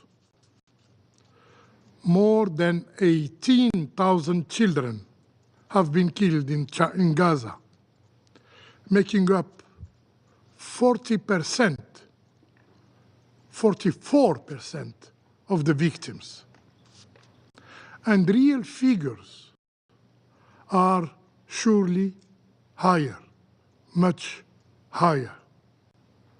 While the rubble is not fully cleared in Gaza, an estimated of 20,000 children are now reported as missing. These children, whose lives were brutally ended by Israeli attacks before they could bloom, will never have a chance to grow old. Their passing will leave an emptiness that cannot be filled in the lives and hearts of their family and loved ones. Colleagues, while Gaza is regaining calm, which we hope will lead to a permanent ceasefire and the withdrawal of the Israeli army, the situation there remains dire. The scale of destruction is immense. The long-term consequences on the lives of people in Gaza, particularly children, are also profound as they suffer significant losses, face severe trauma, experience injuries, and are subject to displacement.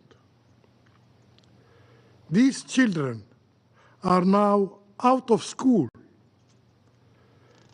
They have no access to health care. This is the dark reality children in Gaza are experiencing. The perpetrators of this heinous killing heinous crime against children must be held accountable. There should be no room for impunity, no room for immunity. Colleagues,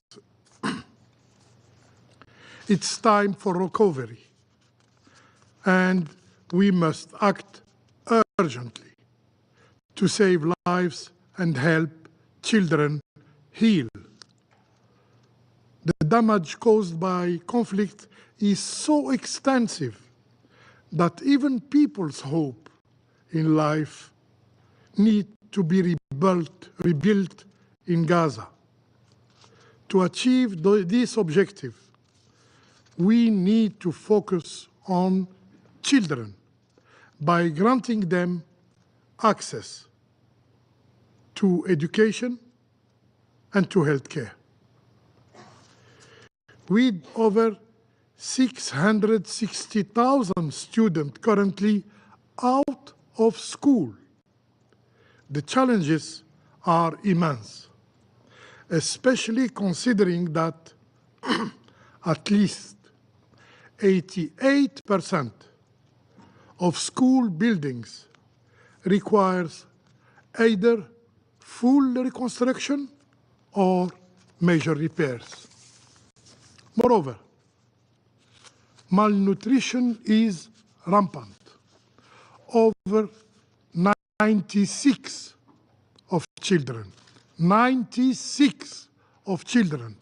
under 2 years old are not meeting their nutritional needs due to a lack of dietary diversity.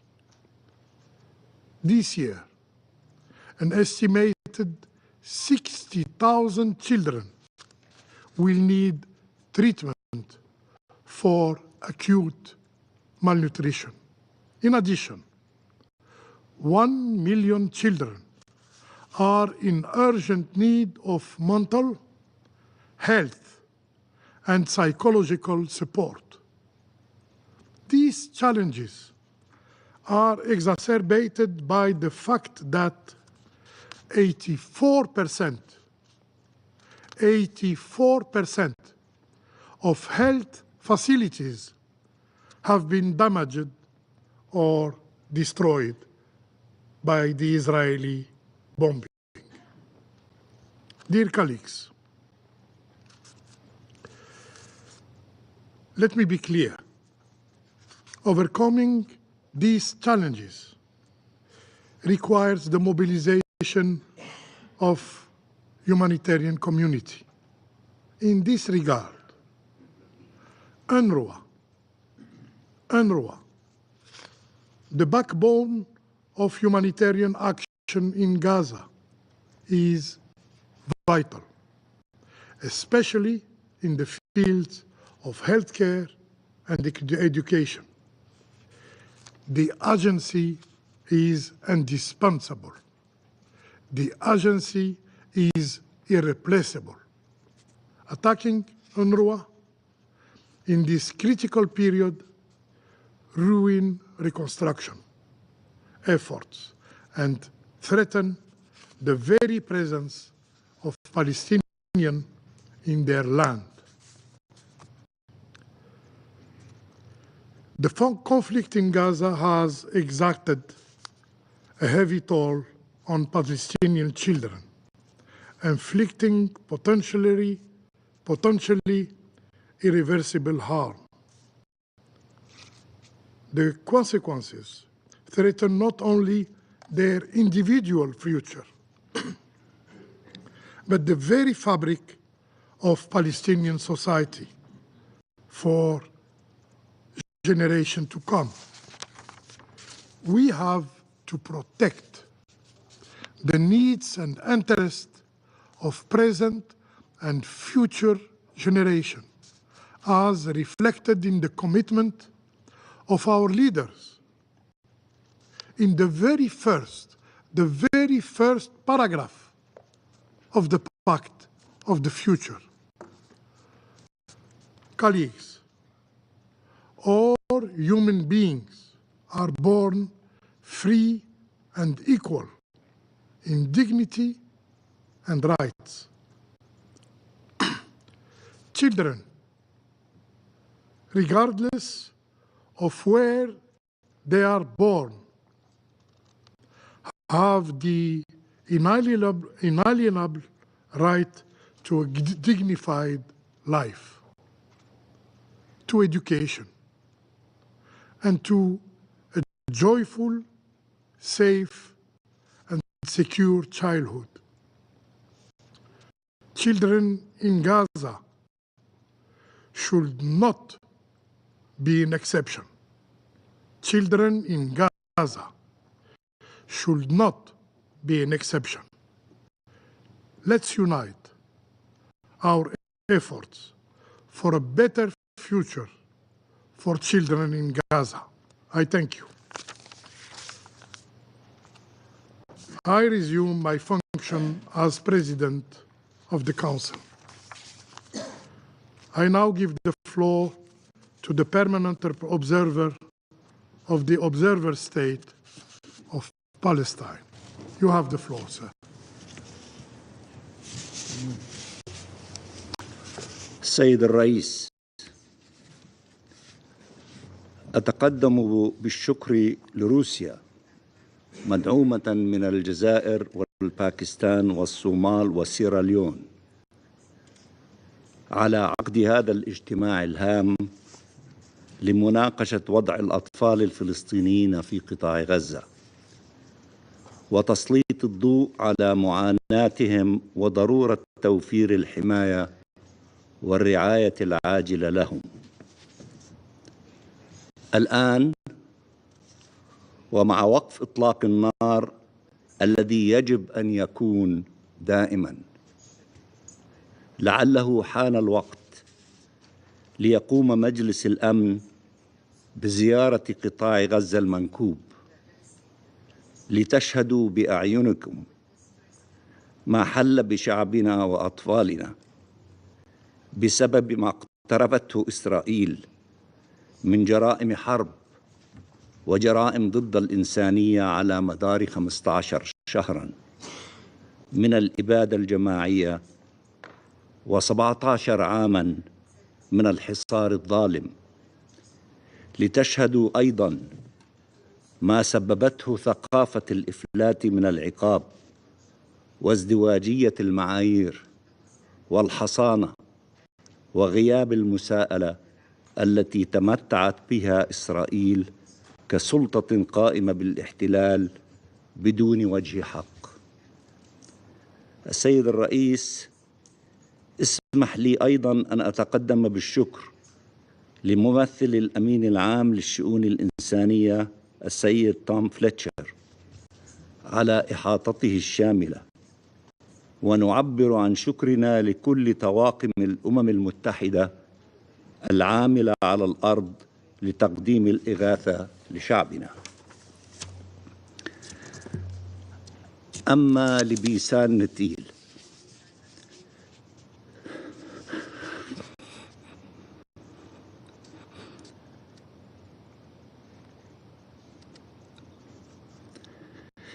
ابنتنا من غزة،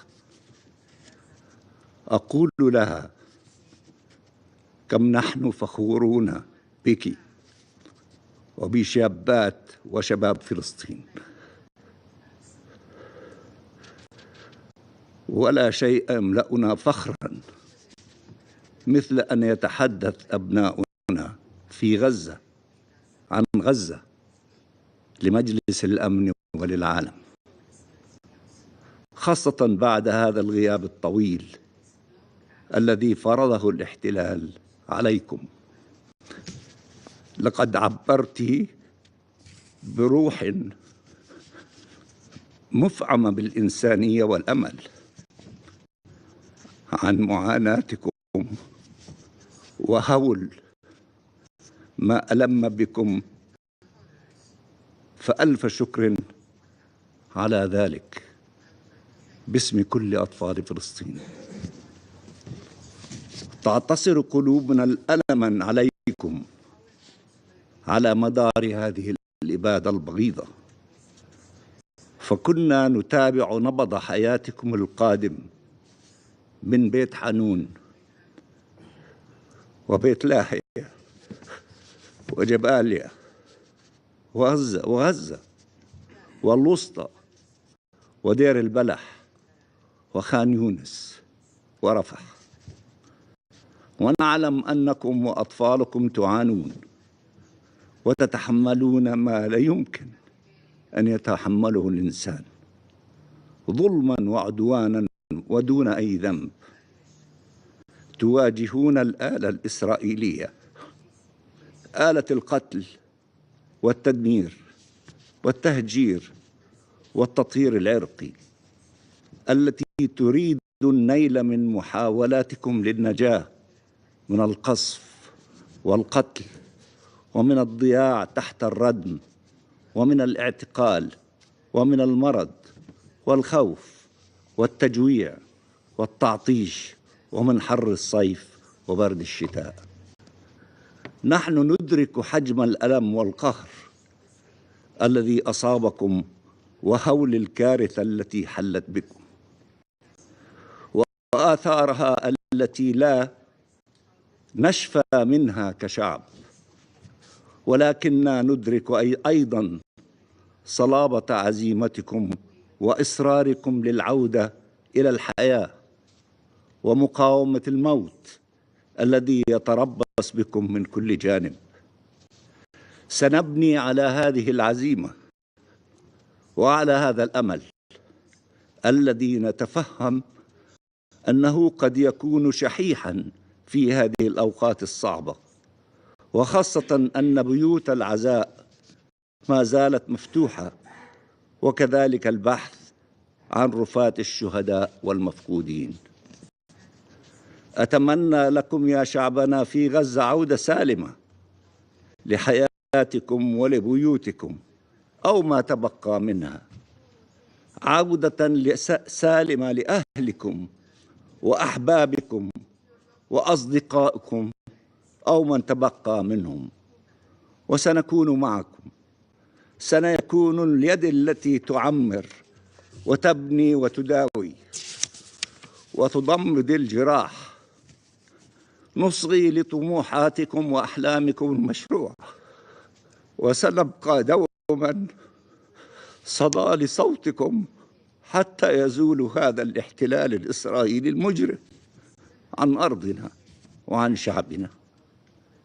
وفي هذا الصدد أيها السيد الرئيس، نجدد التأكيد على استعداد وجاهزية الحكومة الفلسطينية لتولي مسؤولياتها الحكومية في قطاع غزة إلى جانب الضفة الغربية، وتقديم الخدمات الإغاثية والتنموية لشعبنا في القطاع الذي يعتبر جزء لا يتجزأ من أرض دولة فلسطين، وذلك وفق خطة الحكومة للإغاثة والإنعاش المبكر والاستجابة الطارئة لقطاع غزة التي قدمها رئيس الوزراء دكتور محمد مصطفى لسيادة الرئيس محمود عباس، والتي تشمل ضمان عودة آمنة للنازحين إلى أماكن سكنهم، وتوفير العلاج للجرحى والمرضى، وإعادة التأهيل لذوي الاحتياجات الخاصة،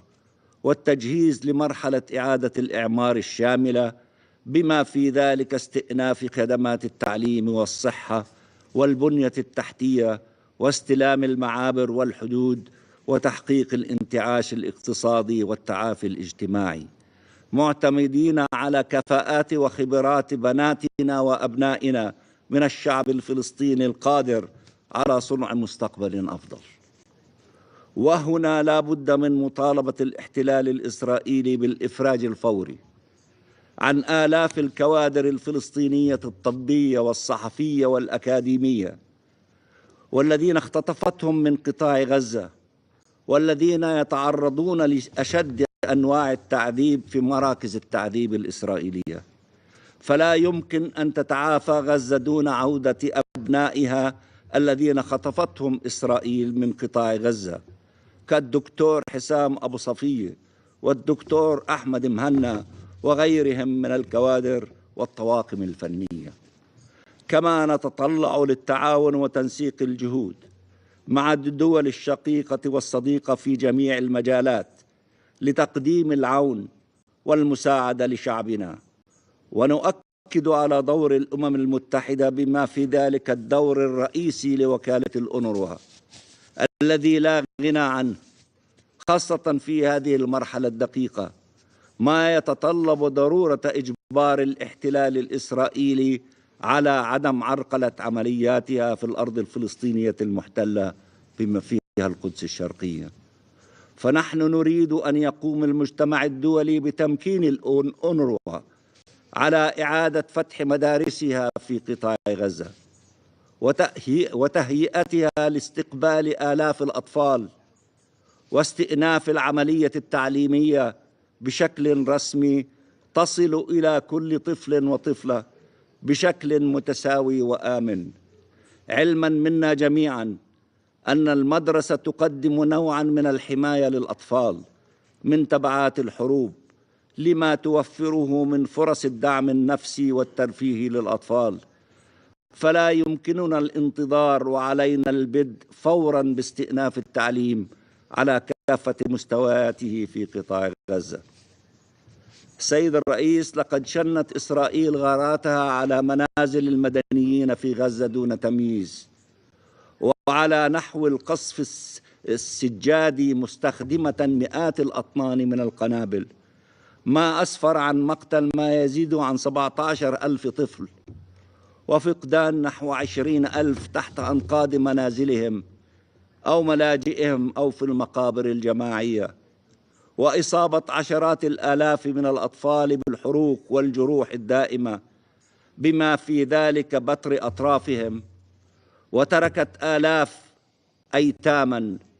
كما حاصرت إسرائيل القطاع وفرضت عليه سياسة التجويع كسلاح حرب، ومنعت وصول وتوزيع المساعدات الإغاثية والطبية للمدنيين هناك في انتهاك لكل المعايير الأخلاقية والقانونية والسياسية بما في ذلك قرارات مجلس الأمن ذات الصلة.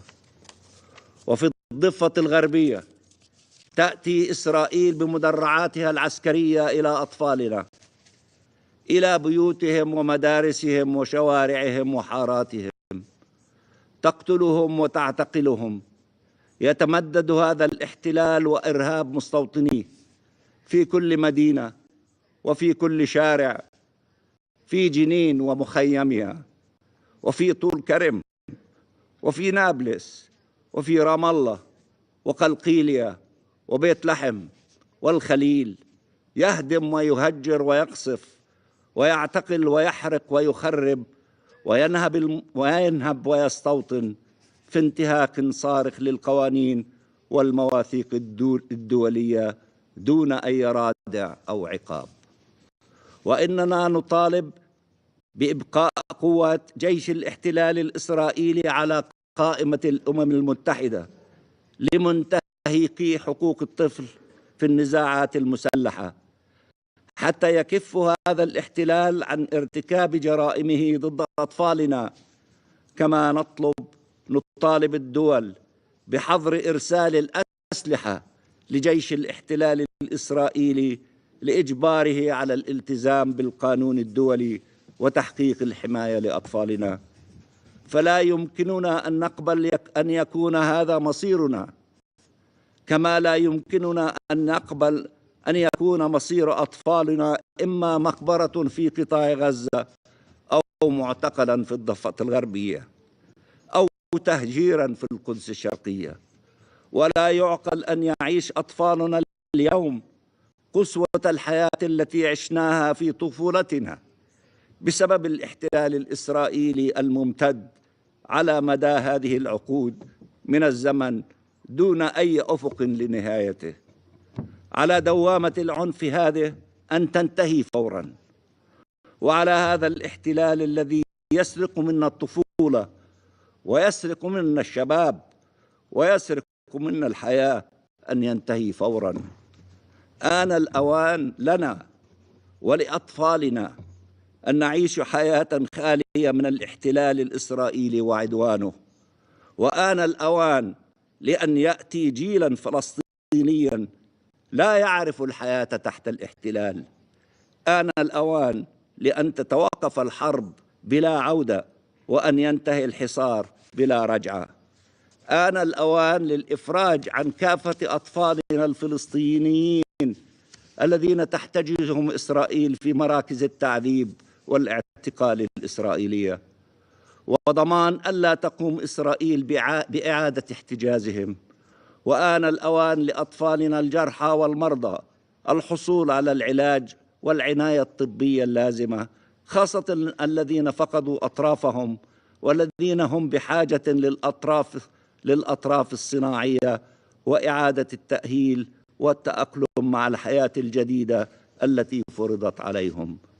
أدعوكم جميعاً إلى الانضمام لجهودنا من أجل تحقيق العدالة والسلام والأمن في منطقتنا، والذي لا يمكن تحقيقه إلا من خلال إنهاء الاحتلال الإسرائيلي غير القانوني لأرضنا وفق فتوى محكمة العدل الدولية، وتحقيق العدالة ومحاسبة المسؤولين عن الجرائم في المحاكم الدولية، وتحقيق استقلال وسيادة دولة فلسطين وعضويتها الكاملة في الأمم المتحدة، حتى يتسنى لشعبنا من ممارسة حقه في تقرير المصير، وحتى يمكن لأطفالنا أن يولدوا وينشأوا في سلام وأمان، قادرين على تحقيق أمنياتهم وبناء مستقبلهم والعيش بحرية وكرامة. وشكرا سيد الرئيس.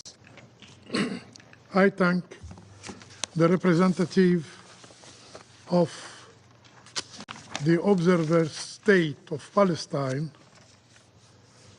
for his statement. The President of the Security Council gives the floor to the representative of Israel.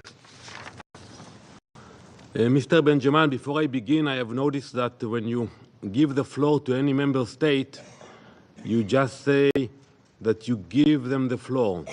But when it comes to Israel, you say, and I quote, the presidency or the president gives the floor. I don't understand what is the reasoning for that, and maybe you can let me know why you make that distinction between Israel and any other member state that appears in front of this council.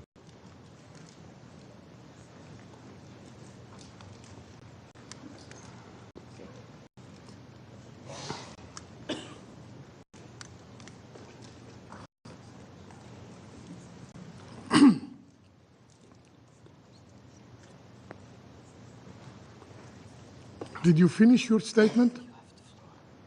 No, I haven't started.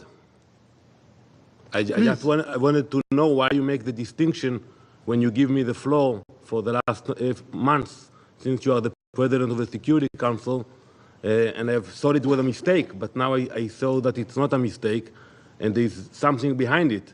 So maybe you have something against my country, but as president of the council, you should put your personal thoughts or feelings aside when you preside over the council. We are chairing this council, and the presidency of the Security Council gives the floor to the representative of Israel. You have the floor, sir. Esteemed colleagues, I must first ask, has this council ever paused to consider the plight of Israeli children? Too many Israeli children were mutilated, tortured, and murdered on October 7. Innocent lives stolen by the brutality of Hamas terrorists. 30 children were kidnapped from their homes, ripped from their families, and taken into the depths of Hamas's terror tunnels. Tens of thousands of Israeli children have been displaced, their homes destroyed, their schools closed, their lives shattered. No one at the UN nor any of its agencies have said enough about them, let alone lifted a finger to help them. And what about the children who have spent their formative years under the constant stream of Hamas rocket fire? Imagine growing up with the sound of sirens, given just seconds to find shelter, with the knowledge that every moment of peace could be destroyed in an instant. Tens of thousands of children have grown up knowing that at any moment a Hamas rocket could kill them. This is a reality for Israeli children. The trauma they have endured is beyond imagination. Yet, where is the Council's compassion? Where are the urgent sessions? Where is the outrage? Instead, we meet here today to discuss only the children of Gaza. While their suffering is real, this discussion is dripping with fake outrage and political agenda. Every member of this council, including those who called for this discussion, knows who bears responsibility for their situation. It is Hamas, not Israel, that has turned Gaza into a war zone. It is Hamas, not Israel, that uses children as human shields. It is Hamas, not Israel, that places its terror infrastructure in schools, hospitals, and civilian neighborhoods. But time and time again, this Council chooses to ignore these facts, choosing to vilify the democratic country that goes to every possible length to protect innocent lives. On October 7, Hamas made a deliberate choice to massacre our people. They knew, as did everyone in this chamber, that their actions would provoke the response it has. They knew they were putting their own people in harm's way, and still they carried out their atrocities, hiding behind civilians and daring Israel to act. Today's discussion is an affront to common sense. Those who truly care about the children of Gaza must condemn Hamas unequivocally. Anything less is hypocrisy. Hamas has stolen countless childhoods and poisoned those children's minds. They have turned schools into training grounds for terror, where children are taught to glorify violence and hate.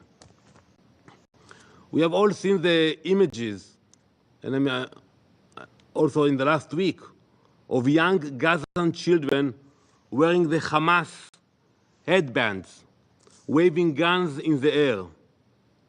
That is the future Hamas wants for Gaza's children. Imagine the level of hatred they have ingrained in those countless young boys. These are not isolated examples. This is systematic indoctrination. Hamas has robbed generations of their innocence and their future. If this council truly cared about the children of Gaza, it would have condemned that indoctrination long ago. But instead, we hear only silence. Let's be honest. What future will the children of Gaza have with Hamas in power? None. They will remain tools for Hamas's terror, cannon fodder for their murderous aims. They will grow up in a society where hatred is celebrated, where violence is glorified, and where life is cheap. Is this the future you want for them? Because it is the future you enable when you refuse to hold Hamas accountable. Contrast this with what could have been. And I want to remind you, in 2005, Israel made a painful decision, and an unprecedented one, to withdraw from Gaza. We removed every single Israeli citizen and soldier, so-called settlements, settler, occupation, blockade, you name it as much as you want. We moved all of them, uprooting entire communities in the hope of giving the Palestinians a chance at peace and prosperity. We left everything there, entire communities. What did Hamas do with this opportunity? They turned Gaza into the world's largest terror base, diverting resources meant for the people and their needs to build rockets and tunnels. They could have created a thriving future. You all speak about the future for the children. They had the opportunity. A Singapore on the Mediterranean. Instead, they chose destruction. The children of Gaza could have had a future filled with opportunity. Instead, they are trapped in a cycle of violence and despair, all because of Hamas, not because of Israel. Israel's commitment to minimizing harm to civilians is unmatched. We take extraordinary measures to protect innocent lives, even when Hamas makes it nearly impossible. We put our own soldiers at greater risk to spare lives on the other side. Yet Hamas exploits this humanity, embedding themselves deeper among civilians, using their homes as bunkers, their schools as weapon stores, and their hospitals as command centers. This is not a moral equivalence. This is a moral abomination. So I ask this Council today, if you truly care about the children of Gaza, why do you remain silent in the face of such evil? Why do you not demand an end to Hamas's indoctrination and exploitation of children? Why do you not support efforts to dismantle their terror network and free Gaza from Hamas's grip? Algeria, you speak so highly. You want Hamas to stay? There will be no future for the kids of Gaza. If you genuinely care about the children of Gaza, you would join Israel in working to create a future of hope, not hate. That future is possible, but only if Hamas is removed from power. Imagine a Gaza where children go to school to learn, not to be indoctrinated, not with guns. Imagine a Gaza where resources are used to build playgrounds, not tunnels, where hospitals heal rather than hide weapons, where families can live without fear. This is not a pipe dream. It is a reality that could be achieved if Hamas's reign of terror ends. The international community must make a choice. Stand with the children of Gaza or stand with those who use them as shields. You cannot support the children of Gaza and support Hamas at the same time.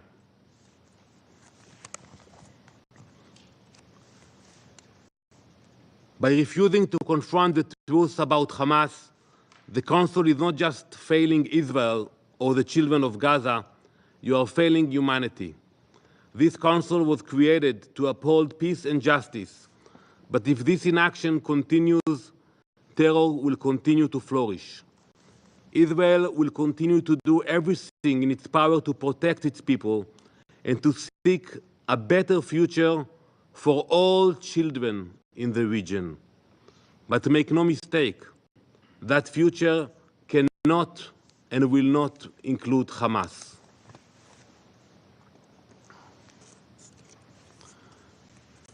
Colleagues, perhaps you have forgotten about little Kfir Bivas, but I promise you we haven't.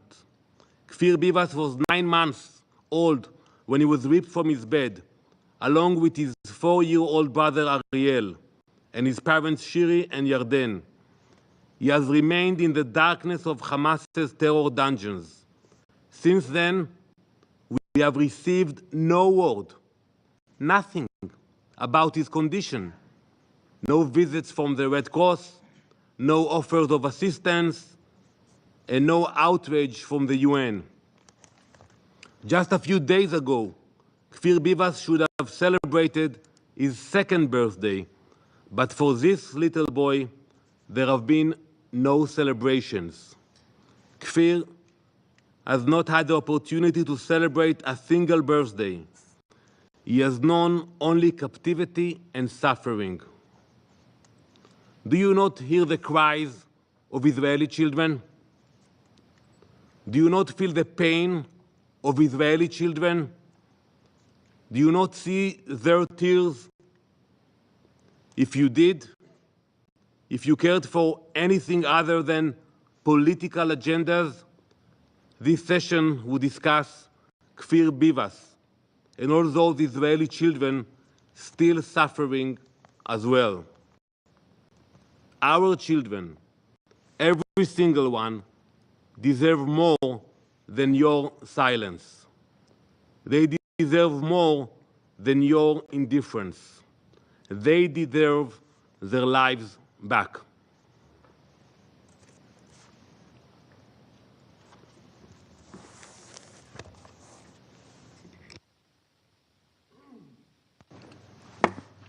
The presidency of the Security Council thanks the representative of Israel for the statement.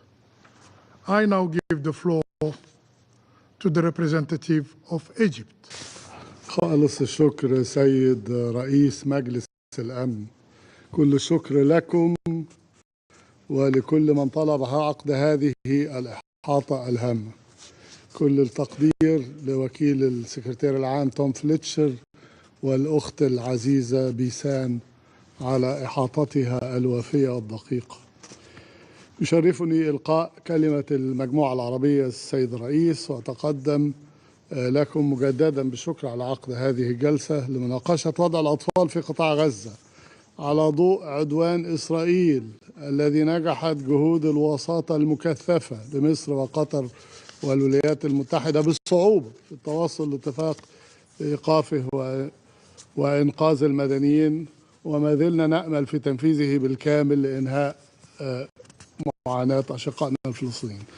سيد الرئيس، سادة أعضاء مجلس الأمن، نتحدث إليكم بقلوب مثقلة مهمومة عن قضية هي الأكثر اعتصارا لقلوبنا، عن قضية أبنائنا في قطاع غزة الذين شاهدوا أبشع تجربة يمكن أن يمر بها طفل. نتحدث إليكم بألم بل وعدم استيعاب عن سبب حاجتنا أصلا لتفسير عدالة وإنسانية قضية أطفالنا الفلسطينيين، بينما ترونها جميعا ماثلة أمامكم على الشاشات. سيد الرئيس، تخبرنا التقارير الأممية وتقارير المنظمات الدولية عن العديد من الأهوال لا يتسع المجال لذكرها جميعا. تخبرنا عن تحول غزة لمقبرة للأطفال، وعن وصول عدد الأطفال القتلى في حده الأدنى لأكثر من 7,000 طفل شهيد، يمثلون حالما أضفنا النساء والفتيات إليهم نسبة 70% من عدد الشهداء في غزة. 70%، وهو ما يفوق العدد الذي سقط في أي نزاع آخر خلال فترة مماثلة على مدار العقدين الماضيين، وعن آلاف الأطفال المفقودين والمهجرين والأيتام، بعضهم وحيدا دون أي فرد من أفراد أسرهم، وعن وصول عدد الأطفال مبتوري الأطراف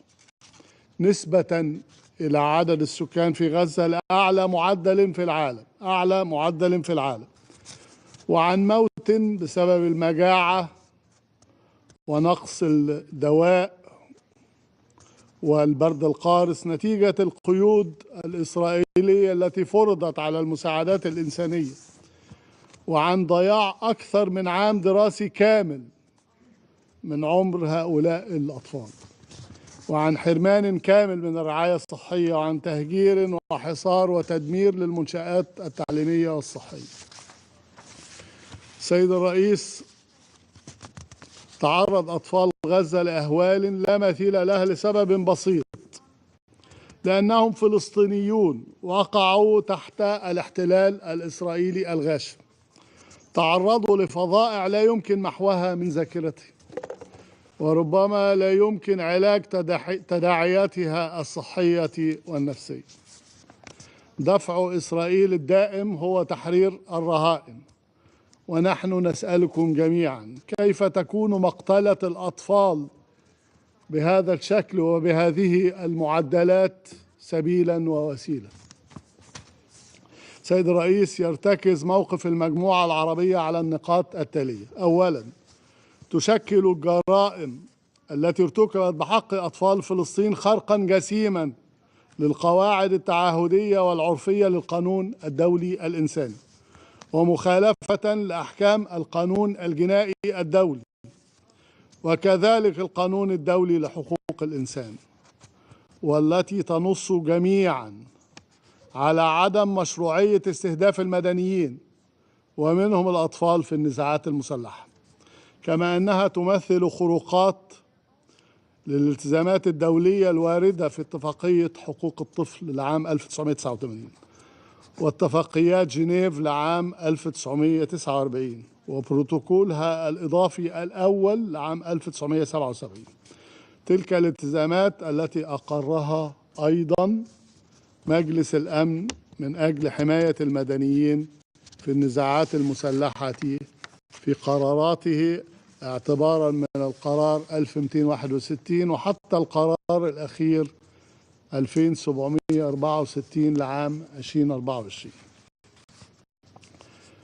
تشير المجموعة العربية أيضا إلى تعرض الأطفال في غزة لجرائم وانتهاكات بالتزامن مع انتهاكات وقتل المماثل للأطفال الفلسطينيين في الضفة الغربية والقدس الشرقية، وهو ما دفع السكرتير العام للأمم المتحدة لإدراج إسرائيل في قائمة الأطراف الضالعة في ارتكاب انتهاكات جسيمة بحق الأطفال في حالات النزاع المسلح. فقد قتلت إسرائيل خلال هذه الحرب عددا من الأطفال يفوق ما شهدته أي حرب أخرى منذ عقود، ولذلك تشدد المجموعة العربية على ضرورة ووجوب إنفاذ المساءلة والتعاون مع المحاكم الدولية في هذا المسار، وعدم التسامح مطلقا تحت تلك الجرائم تحت أي مبرر. ثالثا، تطالب المجموعة بتكثيف الجهود والموارد الدولية للمشروعات المتعلقة بالإنعاش المبكر والتركيز على إعادة بناء وتشغيل المرافق الصحية والتعليمية التي يحتاج الأطفال خدماتها بشكل فوري. فلا بد من سرعة احتواء تداعيات خروج أطفال غزة من منظومة التعليم وافتقادهم للرعاية الصحية والنفسية اللازمتين. رابعا، تشدد المجموعة على الدور المحوري غير القابل للاستبدال لوكالة الأونروا في تقديم الخدمات للأطفال الفلسطينيين، خاصة في مجالات التعليم والصحة وتقديم الدعم الإنساني. ولذلك ولكي نحمي مستقبل أطفالنا يجب الحفاظ على شريان الحياة الوحيد لهم المتمثل في تلك الوكالة الأممية، وكالة الأونروا.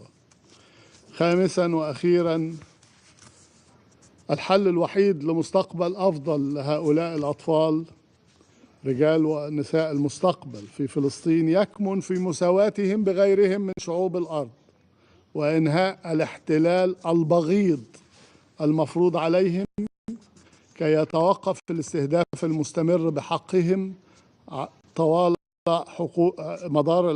طوال العقود الماضية، ولكي يعيشوا في دولتهم المستقلة على حدود 4 يونيو العام 1967 وعاصمتها القدس الشرقية. سيد الرئيس، سادة أعضاء مجلس الأمن، لا نملك في ختام كلمتنا سوى الاعتذار لأطفالنا الفلسطينيين، الاعتذار لبيسان.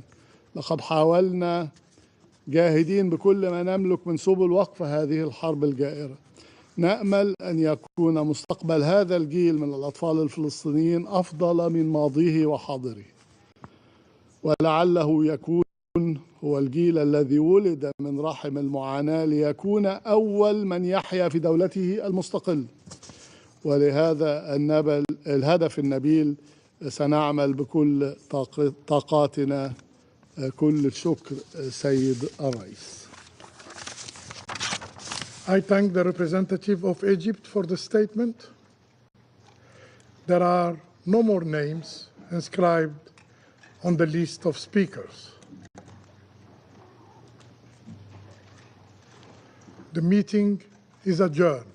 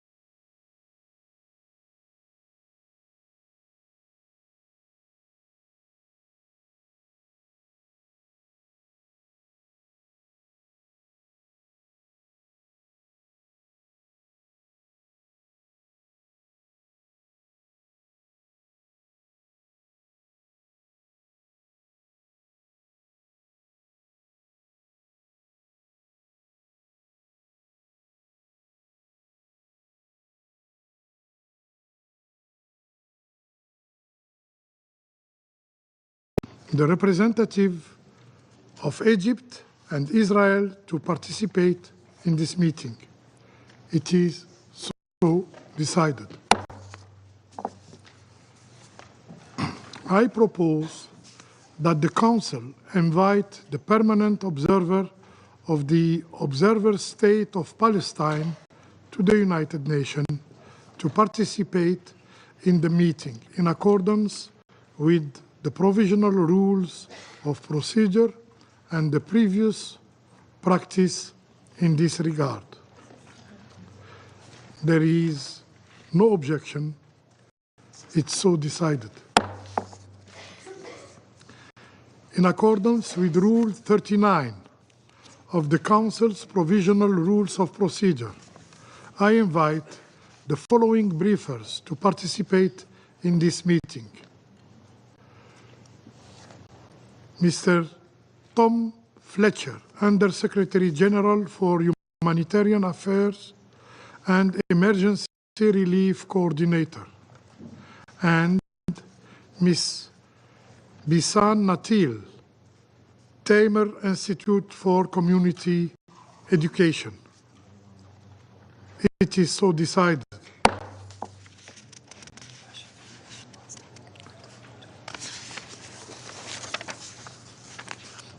The representative of the Russian Federation has asked for the floor to make a statement.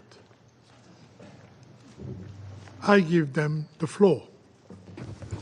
Господин председатель, только что мы утвердили список докладчиков на это заседание. Я хочу обратить внимание, что в нем отсутствует госпожа Кэтрин Рассел, исполнительный директор ЮНИСЕФ, участие которой было запрошено нашей делегацией и поддержано алжирским председательством.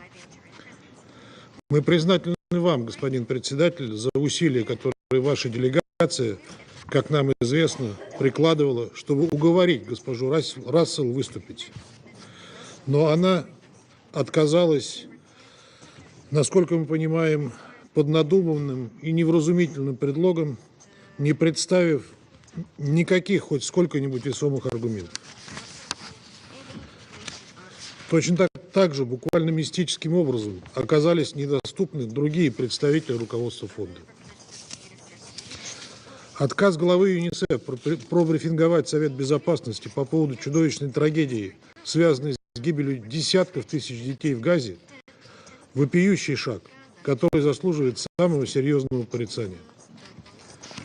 Хочу напомнить, что госпожа Рассел буквально по щелчку пальцев американского председательства Совета Безопасности примчалась выступать на безобразном политизированном брифинге по детским аспектам ситуации на Украине 4 декабря прошлого года. Получается, что для ЮНИСЕФ дети в Газе менее важны, чем дети на Украине. Иначе сложно объяснить то, что ЮНИСЕФ не считает нужным доложить СБ ООН об их положении, что, к слову, является прямым мандатом фонда. Очевидно, что их судьба не заботит ни саму Кэтрин Рассел, ни Соединенные Штаты, страну, гражданкой которой она является. Ведь американское председательство, несмотря на наши неоднократные призывы, так и не созвало заседание Совета Безопасности по детям в Газе в декабре прошлого года. Понятно, что нашим американским коллегам некомфортно комментировать ситуацию вокруг гибели десятков тысяч детей в секторе, которую они во многом и спровоцировали, 6 раз применив право вето, не дав Совету Безопасности вмешаться и остановить бойню в Газе.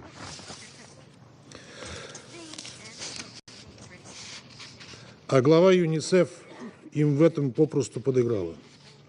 Видим в этом вопиющее нарушение статьи 100 Устава ООН. Госпожа Рассел повела себя в данной ситуации как американская гражданка, а не как беспристрастный сотрудник ООН. Мы признательны господину Флетчеру, который, несмотря на занятость, в отличие от госпожи Рассел, нашел возможность откликнуться на полученное в последний момент приглашение. Мы ценим его готовность, но, безусловно, мандат УКГВ, в отличие от мандата ЮНИСЕФ, не сфокусирован на мониторинге ситуации с детьми. Поэтому полноценной заменой брифинга госпожи Рассел он, к сожалению, быть не может. Мы в ближайшее время подготовим письмо на имя Генерального секретаря ООН, который должен принять меры для недопущения в будущем подобных возмутительных ситуаций. Благодарю вас. I thank the representative of the Russian Federation for the statement. The representative of the United States has asked for the floor to make a statement. I give them the floor. Thank you, Mr. President. And on behalf of the United States, I would reject the accusations put forward by the representative of the Russian Federation. I will be speaking later on behalf of my government with respect to the situation of children in armed conflict in Gaza and the idea that the United States is responsible for the terrible suffering there is just unacceptable to us, and we reject it in its totality. Thank you, Mr. President. I thank the representative of the United States for the statement. The Security Council will now begin its consideration of item 2 of the agenda. I now give the floor to Mr. Tom Fletcher. You have the floor, sir. Mr. President and members of the Security Council, today marks one of the rare times we're able to highlight positive developments, albeit amid catastrophic humanitarian needs in Gaza. The ceasefire has provided a vital reprieve from relentless hostilities for Palestinians. It has at last allowed Israeli hostages and imprisoned Palestinians to be reunited with their families. And it has enabled a massive surge in life-saving humanitarian aid into Gaza. We can save more lives if all parties continue to honor the deal. So I thank the mediators, Egypt, Qatar, and the United States, for their tireless efforts to ensure this deal is upheld. I thank them for their help to mitigate operational obstacles as they arise.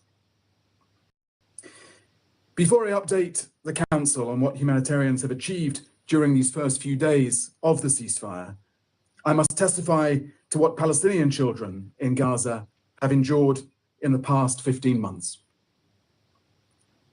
Mr. President, children have been killed, starved, and frozen to death. They have been maimed, orphaned, separated from their family. Conservative estimates indicate that over 17,000 children are without their families in Gaza. Some died before their first breath, perishing with their mothers in childbirth. An estimated 150,000 pregnant women and new mothers are in desperate need of health services. Children have lost their schools and their education. Those with chronic illnesses have struggled to access the care they need, many unable to do so. Many have faced sexual violence. Girls who've endured the additional indignity of no menstrual care have been left exposed and vulnerable. 1 million children are in need of mental health and psychosocial support for depression, anxiety, and suicidal thoughts, according to UNICEF. A generation has been traumatized. Mr. President, against the backdrop of this horror, the UN and our partners are seizing every opportunity presented by the ceasefire to step up our response across the Strip. Safe, unobstructed humanitarian access, alongside the absence of hostilities and the almost complete cessation of criminal looting over the past days, have significantly improved our ability to operate. We have been able to increase the flow of incoming supplies and deliveries, scale up storage capacity and repair work, provide life-saving services, and carry out needs and damage assessments. we are getting supplies to designated emergency shelters and distribution centers across the Gaza Strip. We are delivering food parcels and flour and working to reopen bakeries. We are distributing fuel to ensure that critical services, healthcare, water pumping, can run on backup generators in the absence of electricity. Across the spectrum, humanitarian organizations and agencies have united to meet our humanitarian goals. At the center of this, as always, is UNRWA. But we cannot do this alone. Surging high volumes of aid into Gaza requires a collective effort. All of Gaza, more than 2 million people, depends on our humanitarian support. So it is critical that the pipelines of stocks are regularly replenished, including by member states. Aid efforts must urgently be complemented by the private sector. Mr. President, while we spare no effort to scale up in Gaza, we must also keep attention on the West Bank. As we briefed this Council, since October 2023, the West Bank has witnessed record high levels of casualties, displacement, and access restrictions. These trends have intensified since the announcement of the ceasefire. Israeli settlers have attacked Palestinian villages, setting homes and properties on fire. Increased movement restrictions are impeding Palestinians' ability to access basic services and livelihoods. Mass detentions are taking place across the West Bank. Of particular concern is the situation in Jenin, where an Israeli military operation, helicopter gunfire and airstrikes alongside ground forces, has claimed lives and caused further destruction of basic infrastructure and displacement. This follows the weeks-long operation by the Palestinian Authority, during which access restrictions and confrontations with armed Palestinians triggered displacement of some 2,000 families from the camp and claimed numerous lives. Mr. President, after months without hope, we must seize this present moment. So I leave you with 3 asks. First, I urge this Council to ensure that the ceasefire is maintained. Second, I urge this Council to ensure that international law is respected across the occupied Palestinian territory of Gaza and the West Bank, including East Jerusalem. Civilians must be protected and their essential needs must be met. All hostages must be released. Arbitrarily detained Palestinians must be freed. Detainees must be treated humanely and allowed visits by the ICRC. Civilians must be allowed to return safely to their homes. They must be able to access life-saving aid. This includes medical evacuations for the wounded and sick who need it. I urge member states to take in those patients. We need rapid, unimpeded, and safe access for the humanitarian community to be sustained. We can deliver when we are given the chance to do so. UNRWA's role is fundamental and must remain the backbone of these efforts. Restrictions on critical humanitarian items must be lifted, including items considered to be dual use. There must be accountability for atrocities in accordance with international humanitarian law. And third and finally, member states must ensure that our humanitarian operations are well funded. Our 2025 flash appeal requires $4.07 billion to meet the needs of 3 million people in Gaza and the West Bank, with nearly 90% of funds for Gaza. Funding this appeal is essential to meet massive needs and to sustain the ceasefire. Mr. President, the children of Gaza are not collateral damage. They are as deserving as children everywhere of security, education, and hope. They tell us that the world was not there for them throughout this war. We must be there for them now. Thank you.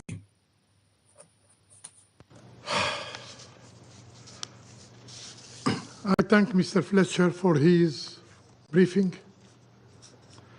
And I now give the floor to Ms. Bisan Natil. You have the floor, Madam.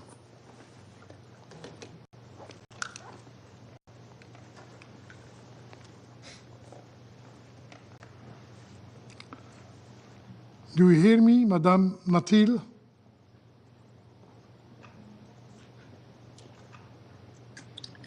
Yeah.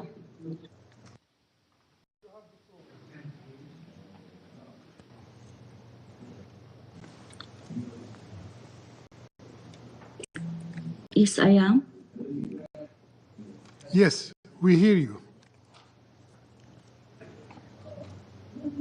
Again, please.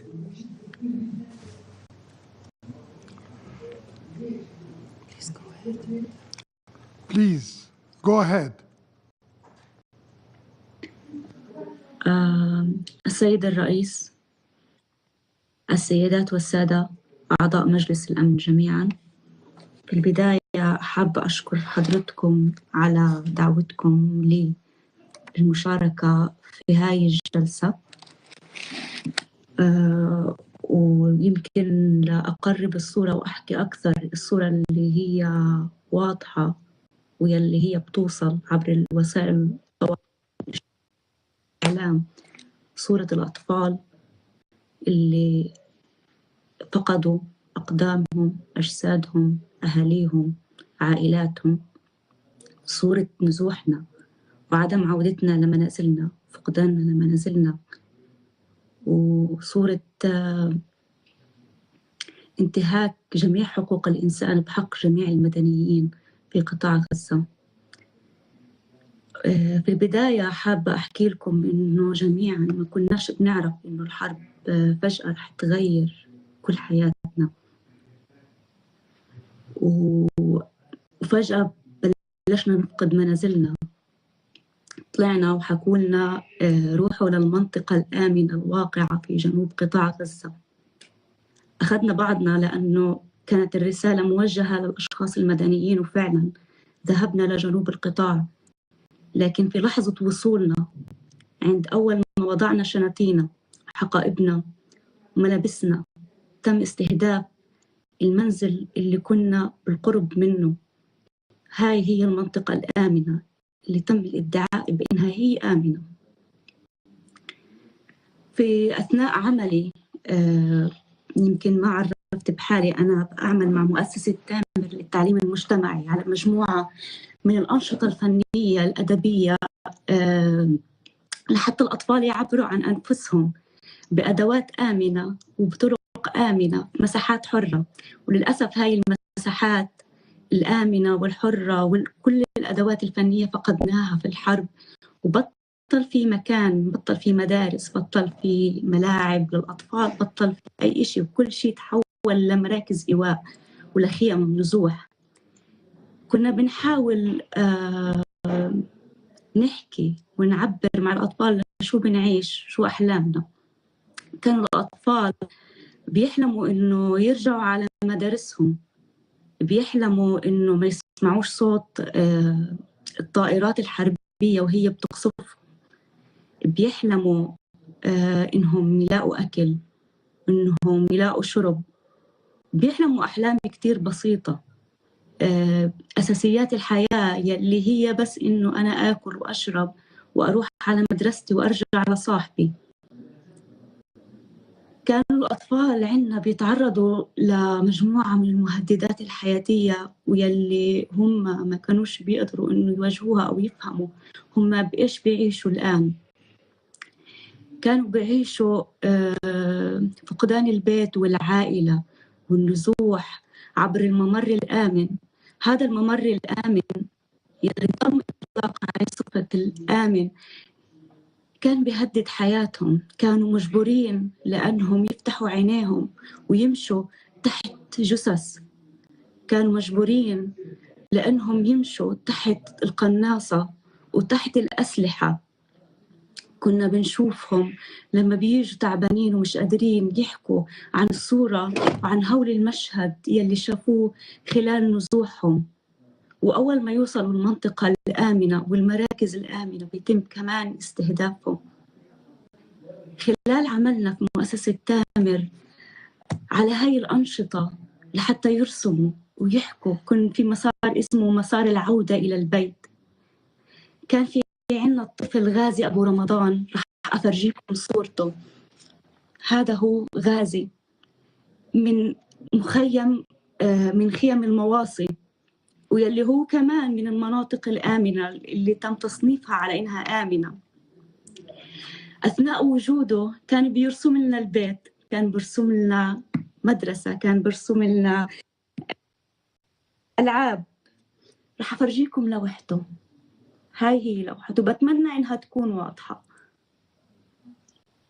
غازي كان بيرسم والده وإنه حاسس إنه هو شبعان وماكل منيح ومش جوعان، لكن غازي ما كمل لوحته وما قدر ينقلها على لوحة الكانفاس لأنه تم استهدافه في الخيم ومات هو ووالده.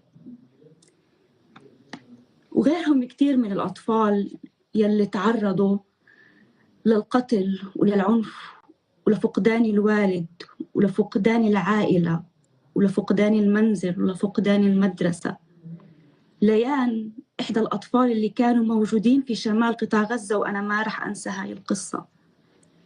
ليان كانت موجودة في مركز إيواء هي ووالدتها وعائلتها. قاموا الدبابات بمحاصرة هاي المدرسة اللي أصبحت مركز إيواء، وقاموا بأنهم طردوهم من هذا المكان وضربوا داخل المدرسة.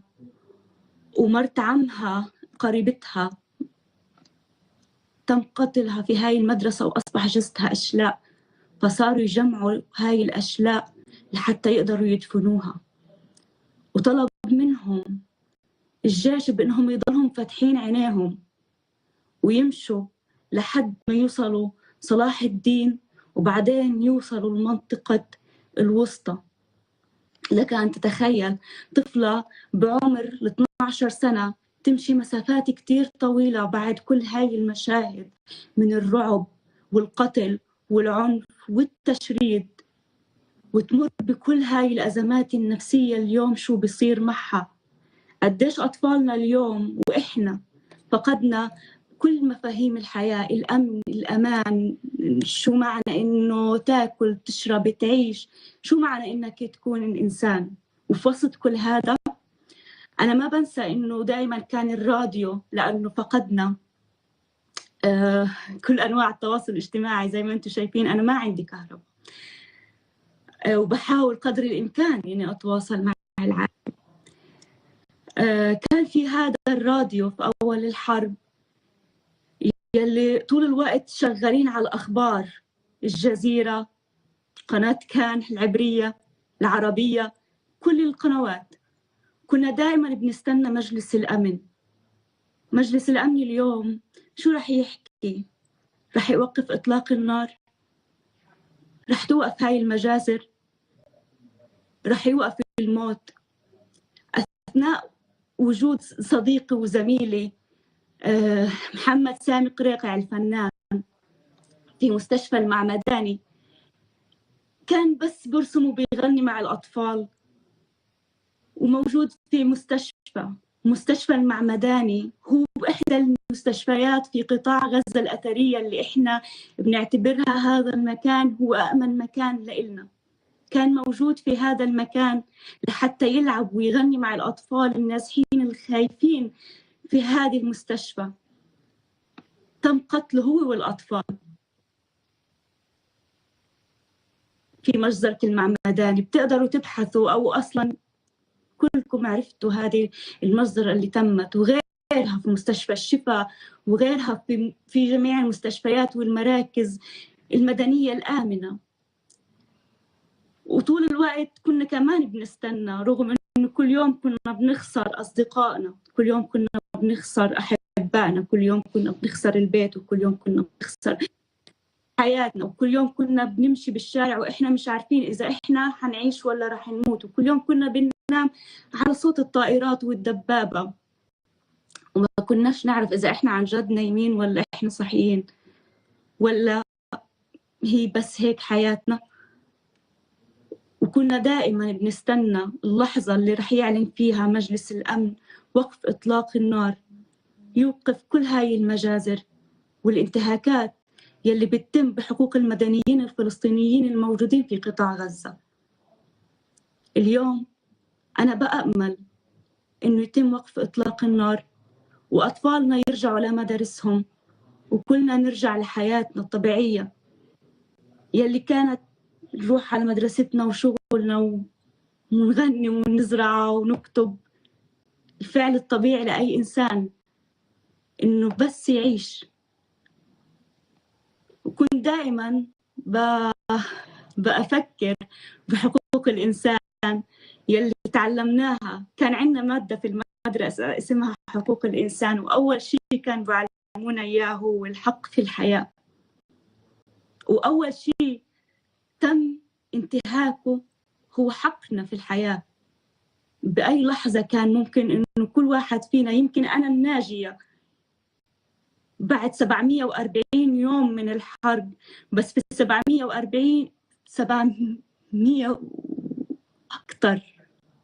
أكتر هي سنة ونص. في السنة ونص كنت ممكن 470 يوم. بطلنا نعد الأيام من كتر فقدنا قيمة الوقت والزمن مع الحرب. 470 يوم وإحنا كنا بكل لحظة مش عارفين إذا إحنا رح نصحى وحنكمل حياة ونتنفس ناكل ونشرب ولا رح نموت. سيد الرئيس، السادة أعضاء مجلس الأمن والجميع، أتمنى إنه بعد 470 يوم من هذا العدوان المستمر على قطاع غزة وعلينا إنه يوقف العدوان، نرجع لحياتنا الطبيعية، ترجع حقنا في الحياة، نرجع نقدر على الأقل نوفر المقومات الحياة الأساسية، الأمن، الأمان، عودة الأطفال لمدارسهم، عودتهم لحياتهم، لأنهم يرسموا، يلعبوا، يكتبوا. الطفل الطبيعي يلي بيعيش في بيئة طبيعية، مش في بيئة خوف وقلق وموت، يمر أمام الجنود تحت تهديد السلاح والطائرات فوقه والكواد كابتر، أسلحة جديدة أول مرة نسمع فيها، أول مرة نشوفها. في واقع غزة إحنا ما بنقدر نتجاوز الحدود، ما بنقدر نعرف شو في بعد الحد الفاصل أصلاً.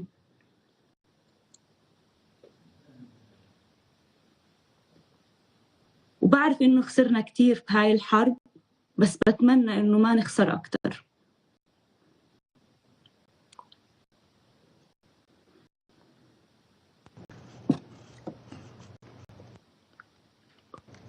شكراً لكم جميعاً.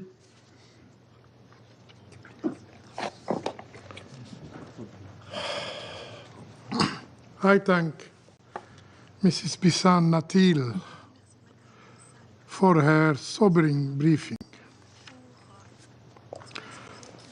I now give the floor to those council members who wish to make statements.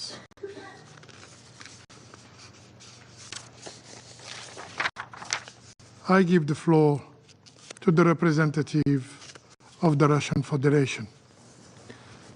Господин председатель, благодарим вас за созыв сегодняшнего заседания Совета, поддержанный Алжиром в национальном качестве.